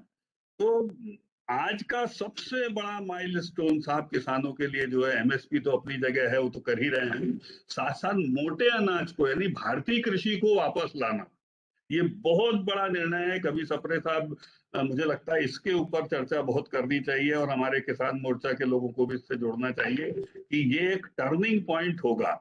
और इसमें बस हाँ एक जरूरत है कि पीडीएस सिस्टम में हमको इसकी डिमांड क्रिएट करनी पड़ेगी परचेस की, क्योंकि समर्थन मूल्य पे उतना ही अनाज लिया जाता है जितना पीडीएस में खपत होती है। जैसे हमको 50,000 मीट्रिक टन मक्का चाहिए, तो हम लोगों को आदेश मिलते हैं केवल 50,000 ही खरीदना है। कभी कभी आप सुनते हो मंडियों में खरीद बंद हो जाती है, बीच में मक्का रहता है। तो इसके लिए हमको उसको भी एफसीआई और उसको तैयार करना होगा, डिमांड क्रिएट करनी होगी। बाजरा का मैंने बताया 22 रुपए रेट है था, गेहूं का नहीं है इतना है। तो ये एक बहुत इंपॉर्टेंट चीज है। और बिल्कुल ठीक कहा, हमको डीएपी पे निर्भरता बंद करनी है। कड़वी दवाई कौन देगा नीरव भैया, ये तो भाजपा वाले ही समझा सकते हैं साहब। ये डीएपी पे, ये विदेशी खाद पे मत निर्भरता रखो, ये आपका खून चूस लेती है, आपको बर्बाद कर देती है, आपके खेत को बर्बाद कर देती है, आप इसके अलावा कुछ नहीं ले सकते। एक और कैंसर देती है अलग से। एक और सवाल था, ये जो क्रिप्टो करेंसी को लीगलाइज किया, क्या इससे हमारा भारत का एक्सपोर्ट मेरे ख्याल से 10 टाइम्स के उसमें मल्टीप्लिकेशन होगा, ऐसा माना जा रहा है? क्योंकि क्रिप्टो करेंसीज के बेसिस पर हमारी जो करेंसी का आता था प्रॉब्लम की, हमारे गांव का आदमी ब्राजील में जाके नहीं बेच पाता था, तो अब वो बहुत अच्छी बात कही है। अब इसमें प्रधानमंत्री जी ने आज एक बात कही, बहुत कम लोग शायद उसको कैच कर पाए होंगे, कि हमारा एफडीआई कितना था 7 साल पहले, 30, 35, 32, ठीक है। आज हम कितने पे आगे, वी हैव क्रॉस्ड 80 बिलियंस। तो साहब आप कभी सोचिए कि वो आदमी करना क्या चाह रहा है। मैंने आपको पहले बताया ना, हम भारत को तैयार कर रहे हैं, बाहर के निवेशकों की दृष्टि से वो भारत को कैसे देखें। आज आप भी एक एंटरप्रेन्योर हो, आपको प्रॉफिट नहीं होगा तो कहीं जाओगे क्या? तो कोई भी हमारे देश में आएगा तो अच्छा, आपने सुना, बड़ी इंटरेस्टिंग बात है, मैं सॉरी थोड़ा 2 मिनट और ले रहा हूँ, आपने भारतमाला सुना, जिसमें हम लोगों ने 6 लेन हाईवे से पूरे देश भर को जोड़ डाला, सबको पता है ये बात। अब साहब अगला क्या आ गया, पर्वतमाला आ गई। Can you imagine? अभी तो लोगों को ये शब्द ही नहीं समझ में आया, ये है क्या, ये गुम हो गया ये डायरेक्ट एक्सेस के चक्कर में। Again it is a turning point कि आपकी जो 7 स्टेट्स हैं, आपका हिमालय रीजन है, उसमें साहब लोगों ने ट्रेन पहली बार देखी है, हाईवे पहली बार देखा है। तो पतली सी पगडंडी होती थी, पुराने लोग कभी जाते होंगे वो जानते होंगे कि कैसे आना जाना होता था वहां। हम वहां पर बात क्या कर रहे हैं, पर्वतमाला। हम पर्वतों को रोड से, ट्रांसपोर्टेशन से जोड़ेंगे, जिससे आप कभी सोचिएगा कश्मीर से जो बिजनेस ट्रांसपोर्ट है, हमारा सरफेस ट्रांसपोर्ट जो आता है, वो कितना एनहेंस होगा। आप कश्मीर के लोगों से बात करिए, मुझे जाने का मौका मिला, कश्मीर की सबसे बड़ी जो इशू है ऊपर, जो खासतौर पे पहाड़ी क्षेत्र है उसका, उनका गुड्स का ट्रांसपोर्टेशन वो बहुत कम समय हो पाता है। तो मुझे लगता है 6 महीने तो बंद ही रहता है शायद, जहां तक बर्फ आती है और ये सब ऑड सीजन आते हैं। और इधर आप नॉर्थ ईस्ट आ जाइए तो इनकी तो सबसे बड़ी समस्या ही थी अलगाववादियों की, कि साहब यहाँ सड़कें मत बनाओ, रेल मत बनाओ, नहीं तो क्या होगा, नहीं तो सब ये घुल मिल जाएंगे, पूरा भारत मोदी जी के पीछे चलने लगेगा और सब प्रॉस्परस हो जाएंगे। तो यू आर वेरी करेक्ट। तो we are creating a kind of atmosphere and with that kind of currency also which is being used internationally by the market also. तो हम एक लोकल प्रिपरेशंस के साथ ग्लोबल सिचुएशन में आने का प्रयास कर रहे हैं। इसमें मैं डॉक्टर साहब एक मिनट डॉक्टर साहब, मैं इसमें एक चीज और ऐड करना चाहता हूँ कि कल वित्त मंत्री जी ने एक बात क्लियर करी कि क्रिप्टो करेंसी जो है रिजर्व बैंक इंट्रोड्यूस करेगा। अपनी भारतीय क्रिप्टो एजेंसी जो करेंसी जो है वो रिजर्व बैंक इंट्रोड्यूस करेगा। उन्होंने क्रिप्टो करेंसी से जो 72 बिलियन डॉलर्स जो हैं वो जो जिस तरह से उन्होंने इन्वेस्ट करके रखे हुए करीब करीब 8 करोड़ भारतीयों ने, तो उसके ऊपर जो गेन होगा उस गेन के ऊपर टैक्स तो हम लेंगे 30%, लेकिन हमने अभी तक के वो जो बाहर की जो करेंसीज हैं बिटकॉइंस एटसेट्रा एटसेट्रा उसको हम लीगलाइज नहीं कर रहे हैं। इसमें एक स्मार्ट मूव इसको आप कहिएगा। हम अपने मार्केट को भी प्रोटेक्ट करना चाहते हैं। अभी हमारा मार्केट पैरों पे खड़ा नहीं हुआ इंटरनेशनली। एग्जैक्टली मैं कहने वाला था जी। करेंसी कंट्रोल हम आरबीआई से बाहर नहीं जाने देना चाहते हैं। करेक्ट, ये चीज बहुत महत्वपूर्ण है। इस सब के बावजूद मेरा मानना यह है कि ये केवल कर्टन रेजर था कल का स्टेटमेंट। अभी पूरी क्रिप्टो करेंसी को लेके जो पॉलिसी है वो सरफेस पर इसलिए नहीं लाए हैं कि वो नहीं चाहते अभी कि आज की स्थिति में हमारी जो नीति है वो एक्सपोज हो। हम पहले और तैयारियां कर लें। तो मुझे लगता है बाकी सब बातों को आप सुनिए जरूर, लेकिन हाँ, आज कल के भाषण में प्रधानमंत्री जी ने दुनिया को ये बता दिया है कि yes we are with you, we are coming with the crypto currency. That's it. Sapre ji, मैं हितेश जी के साथ एक बात जोड़ना चाहता हूँ। जैसे कि जो क्रिप्टो करेंसी है, जब बजट मेकिंग है उस समय पे जो टैक्सेशन का जो प्रपोजल है उसको जोड़ना अनिवार्य है। तो बाद में जब क्रिप्टो करेंसी इंट्रोड्यूस हो जाएगा उस समय पे उसका 30% का जो टैक्सेशन है उसको उस समय पे, मतलब मान लीजिएगा ये जो पॉलिसी बनता है, करेंसी पॉलिसी बनता है, उसके लिए 4 महीना लग गया या 6 महीना लग गया, उस समय पे उसका टैक्सेशन का प्रपोजल उस समय पे नहीं ला सकते हैं। तो इसलिए उसको बजट के साथ जोड़ना एक प्रोसेस है, अनिवार्य है। इसलिए उसके बारे में ऑलरेडी कल के दिन में उल्लेख कर दिया गया है। जब वो क्रिप्टो करेंसी का जो पॉलिसी बनेगा रिजर्व बैंक ऑफ इंडिया जब लाएगा उसमें ये इनबिल्ट हो जाएगा, ताकि उस समय पे कोई डाउट क्रिएट न हो। और जो भी क्रिप्टो करेंसी खरीदेगा उसको ऑलरेडी माइंड में होगा कि आई हैव टू पे 30% of tax out of the profit made from this cryptocurrency. तो ये एक बजटिंग प्रोसेस है। I think doctor Hitesh ji will agree with me. 100%। और इसी के लिए मैंने आपको कहा ना, अभी तो कल कर्टन रेजर हुआ है, पॉलिसी पूरी बन गई है, बहुत सारे बिंदु नहीं बताए जा रहे हैं। तो जैसे होते हैं ना इंश्योरेंस में बारीक होते हैं, तो हर कोई नहीं पढ़ रहे, तो राहुल गांधी पढ़ लेता तो दिक्कत शुरू कर देता। जैसे 5 river linking projects in 7 states, वो उसका डीपीआर भी हो गया फाइनल। सर आशीर्वादम जी, मेरा आपसे एक सवाल है। इस प्रदेश को 16 कार्गो एयरपोर्ट्स मिलने वाले हैं।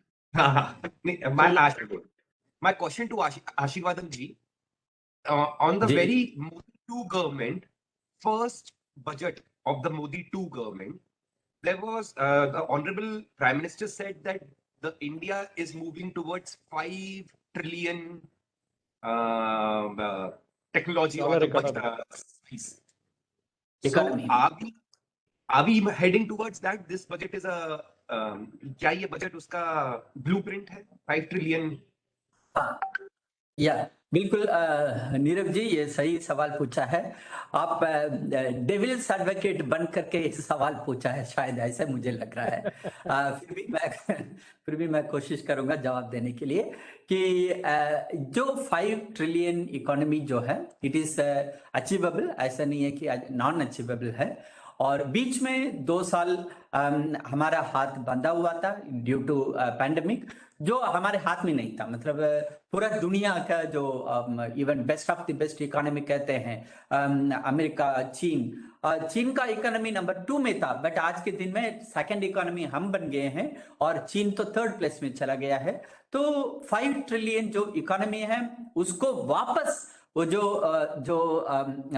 अचीवेबल रनिंग रेस चल रहा है उसके और हम ट्रैवल कर रहे हैं, उसमें जो अभी 7.5 लाख करोड़ का जो खर्चा होगा इंफ्रास्ट्रक्चर के ऊपर अलोन, ये it will have a cascading effect and it will bring back our जो लक्ष्य हमने रखा है 5 ट्रिलियन इकोनॉमी, उसके ऊपर उसके ओर जाने का रास्ता अभी दोबारा वापस चल पड़े हैं हम। तो it is achievable and we will be able to do it very fast, maybe earlier than what we wanted to do. Sir ये 400 वंदे भारत ट्रेन चल रही है, इसका मतलब नहीं समझे हम। हाँ जी, 400 वंदे भारत ट्रेन, इसका मतलब क्या है? हाँ अच्छा, वंदे भारत ये जो हमारे मैं रेलवे अधिकारी था इसलिए मैं आपको मैं इसके ऊपर रोशनी डाल सकता हूँ। जो हमारे पास जो लोकोमोटिव्स है और कोचेस है, लोकोमोटिव्स को तो आप छोड़िएगा, अभी हम बात करते हैं पैसेंजर कोचेस की। ये पैसेंजर कोचेस का जब बना था ये सब 25 साल 30 साल पुराना हो गए हैं और टेक्नोलॉजी बढ़ गया है, हमारे जो गाड़ियों की स्पीड बढ़ गई है और उसकी वजह से, और लोगों को एक्सपेक्टेशन है कि जैसे मैं अगर भोपाल से मैं दिल्ली आऊंगा, मुझे जो फ्लाइट में जो सुविधा मिलता है उतना फैसिलिटी सुविधा मेरे को भी मिलना चाहिए। तो ये हमारे लिए एक चुनौती था कि हमको ये उसी तरह एक सर्विस प्रोवाइड करने का। तो हमने क्या किया, 2014 में नेशनल इंस्टीट्यूट ऑफ डिजाइन जो अहमदाबाद में है उनके साथ हमने टाइप किया भारतीय रेल ने, और उनके साथ ये टाइप किया कि हमारे जो कोचेस है उस कोचेस को, कोच के अंदर जो फैसिलिटी है उसको आप मॉडिफाई करके दीजिएगा। पहले एक जमाना होता था कि अगर आपको ऊपर वाला बर्थ मिल गया और आपका एज 60 हो गया, 65, 70 हो गया या 80 हो गया, आपको ऊपर अगर चढ़ने का अगर अपर बर्थ मिल गया बाई चांस, या 3 बर्थ है उसमें मिडिल बर्थ मिल गया है, आपको जिम्नास्टिक्स करना पड़ता था ऊपर चढ़ने के लिए। एक पैर इधर, दूसरा पैर उधर, तीसरा पैर इधर करके आप जाकर के ऊपर अपर बर्थ में जाके सोते थे, या नीचे वाले बर्थ वालों के पास रिक्वेस्ट करते थे कि भाई साहब मैं चढ़ नहीं सकता हूं, मेरा एज हो गया है या मेरे कमर में प्रॉब्लम है, मैं कर नहीं सकता, आप थोड़ा एडजस्ट कर लेंगे। तो ये हमेशा होता था। अब उसके बाद क्या हुआ है, अभी कोचेस का जो डिजाइन बना था उसमें छोटा सा एक सीढ़ी बना है, आपको अपर बर्थ भी मिल गया, नो प्रॉब्लम, आप ऊपर चढ़ के आराम से अपर बर्थ में सो सकते। और LHB कोचेस लेकर आए, LHB एक कंपनी है जो कोचेस जो लेकर आए वो आधुनिक टेक्नोलॉजी के साथ जो लाए हैं, उसके साथ आपका पावर पॉइंट का एलोकेशन है, आप अपना मोबाइल को चार्ज कर सकते हैं, इलेक्ट्रॉनिक डिवाइस है आपकी सीट के सामने, उसके थ्रू आप एंटरटेनमेंट का फायदा ले सकते हैं, अनाउंसमेंट का फायदा ले सकते हैं, और सबसे इंपॉर्टेंट है जीरो मतलब जो टॉयलेट है उस टॉयलेट को ग्रीन टॉयलेट बना दिया। जो वंदे भारत ट्रेन में आपके पास उस ट्रेन के अंदर जो टॉयलेट फैसिलिटी है उसमें जीरो डिस्चार्ज है, वो ग्रीन टॉयलेट करके उसका टेक्नोलॉजी भी लाए थे। ये हमने 2014 में जब हमारी सरकार बनी थी उसके बाद हम लाए थे। जब वंदे भारत एक्सप्रेस का स्टार्ट किया वो स्पीड भी ज्यादा था, सुविधाएं भी ज्यादा था, और आपको ऐसा आनंद मिला कि आप यह फ्लाइट में बैठ करके जा रहे। हितेश जी कुछ कहना चाहते थे डॉक्टर वाजपेयी जी? तो एक लाइन कहना चाहता था कि जो नीरव ने कहा था उस समय एक स्टेटमेंट और था, हमारी जो प्लानिंग थी 100 लाख करोड़ का इन्वेस्टमेंट ओवर द इयर्स, तो वो उसके साथ में था। बिना देखे खाली हाथ ताली नहीं बजती नीरव भैया, आप बिजनेसमैन है अच्छे। और उसके बाद आ गया कोविड, तो हमारा जो 100 लाख करोड़ का जो हमारा पूरा जो था उसको मैच करने के लिए उसको धक्का लगा है, नो डाउट, उसको स्वीकार करने में कोई दिक्कत नहीं है। लेकिन साहब उम्मीद अपनी लोगों से है, इसके लिए निश्चिंत रहिए। सर एक और क्वेश्चन था हितेश भी आपसे कि ये जो अपन ने इंपोर्ट ड्यूटी जो स्पेयर पार्ट्स होते हैं मोबाइल के उस पे अपन ने मेरे ख्याल से 5% कर दिए, तो इससे एम्प्लॉयमेंट जनरेशन एकाएक, क्योंकि यूज एंड थ्रो टेक्नोलॉजी खत्म हो जाएगी, ऐसा अपन मान सकते हैं क्या? धीरे भैया मैं अब आपके साथ बैठूंगा डिटेल में जी तो आपके साथ अपन सारी बातचीत करेंगे, आज मुझे उठना भी है ना, क्योंकि एक्सपोर्ट एग्जिट पॉलिसी में क्या होती है, बहुत सिलेक्टिव होती है। वो डिपेंड करता है अपन किन आइटम्स को लेके किस प्रकार आगे बढ़ रहे हैं, आसपास के देशों की क्या स्थिति है। जैसे आपने देखा होगा ना, शराब नीति है तो शराब पे टैक्सेशन अपन ऐसा रखते हैं कि हम चाहते हैं उसकी तस्करी हो नहीं हो, तो वो थोड़ा सा कॉम्प्लिकेटेड है। एग्जिम पॉलिसी उसको बोलते हैं। EXIM policy is totally different than a normal budget. दो चीज़ें मैं ऐड करना चाहूँगा। हमारे साथ में जो झारखंड के जो संयोजक हैं वो भी हैं, उनका मैं स्वागत करता हूँ। मधुसूदन जी, आपका स्वागत है। दो चीज़ें इसमें इस बजट में बहुत अच्छी हुई हैं, ये इसके लिए मैं थोड़ा सा बोलना चाहूँगा। एक तो ये ऑर्गेनिक, गंगा जी के 5 किलोमीटर दोनों तरफ सिर्फ ऑर्गेनिक खेती ही हो, इसके लिए प्रयत्न किए जाएंगे। ये एक पॉलिसी स्टेटमेंट है। और दूसरा यानी डिफेंस प्रोडक्शन में जो पहले 50%, 51% जो हमारा टारगेट था, उसके बाद में नाउ 68% जो है वो टारगेट रखा गया है कि डिफेंस प्रोडक्शन जो है इंडिजिनस हो। ये दो इसमें बहुत ही शानदार चीज़ें हैं, पॉलिसी स्टेटमेंट है। दरअसल ये जो कल का जो बजट है, भारत 100 का ये पॉलिसी स्टेटमेंट है, स्वतंत्र भारत 100 का ये पॉलिसी स्टेटमेंट है। ये जैसा कि पूरा डिस्कशन से निकल करके सामने आया है कि सारे लोगों ने इस बजट का बहुत अच्छी तरह से स्वागत किया है, और मैं भी आपके स्वागत में सम्मिलित हूँ।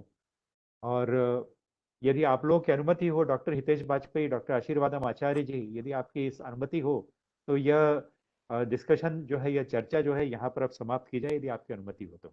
जी हाँ।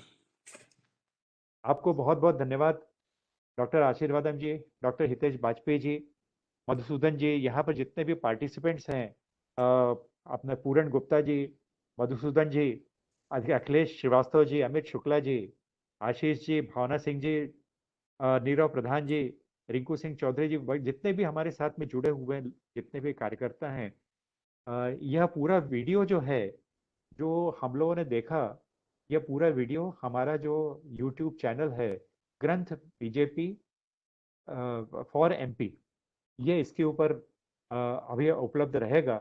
इसको कभी भी आप देख सकते हैं और देख करके उसके ऊपर रिमार्क कर सकते हैं। मेरा आप सभी से अनुरोध है, जिन्होंने इसे अभी तक सब्सक्राइब नहीं किया हमारे यूट्यूब चैनल को, ग्रंथ बीजेपी फॉर एमपी, तो इसको कृपया सब्सक्राइब करेंगे। आशीर्वादम जी को मैं धन्यवाद देना चाहूँगा कि he was the first person to subscribe to the channel. Thank you Ashirvadam ji. Thank you नमस्ते। और हितेश जी, आपका बहुत बहुत धन्यवाद। मधुसूदन जी, आप कुछ बोलना चाहते हैं? मधुसूदन जी, मधुसूदन जी का माइक जो है अनम्यूट किया जाए।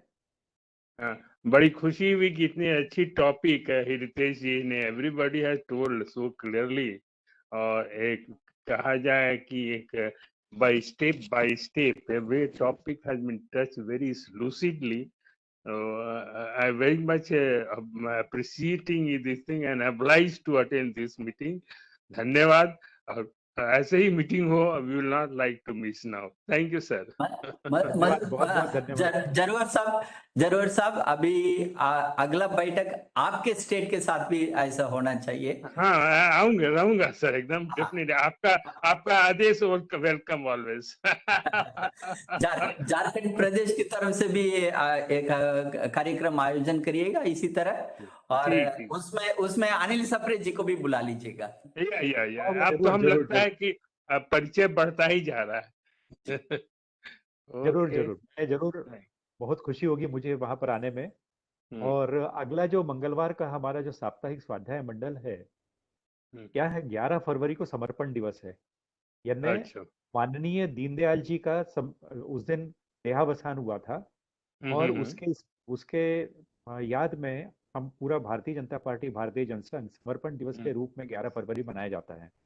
तो जी जी 8 फरवरी को हमारा मंगलवार है, 8 फरवरी हम्म, को हमारा समर्पण दिवस का कार्यक्रम रहेगा हाँ, पंडित दीनदयाल जी के बारे में, और साथ ही साथ में अंत्योदय एवं साथ ही साथ में जो कहना चाहिए कि एकात्म मानव दर्शन, इसके ऊपर उस दिन चर्चा होगी। आप सभी से जी अनुरोध है कि आप सभी इस कार्यक्रम में अवश्य सम्मिलित हों, मंगलवार थैंक यू 8 फरवरी दोपहर को 2 बजे। बहुत थैंक यू बहुत धन्यवाद आप सभी लोगों को, धन्यवाद। नमस्कार। और bye bye. Doctor Hitesh Vajpayee, doctor Ashirvadam Acharya, आप सभी लोगों को बहुत बहुत धन्यवाद। Thank you very much. Thank budget की अच्छी जानकारी के लिए धन्यवाद।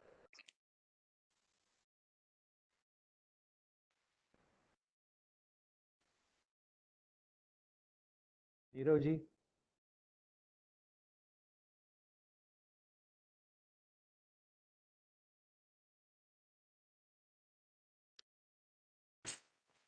नीरव जी, चलिए बंद किया जाए। आशीष जी।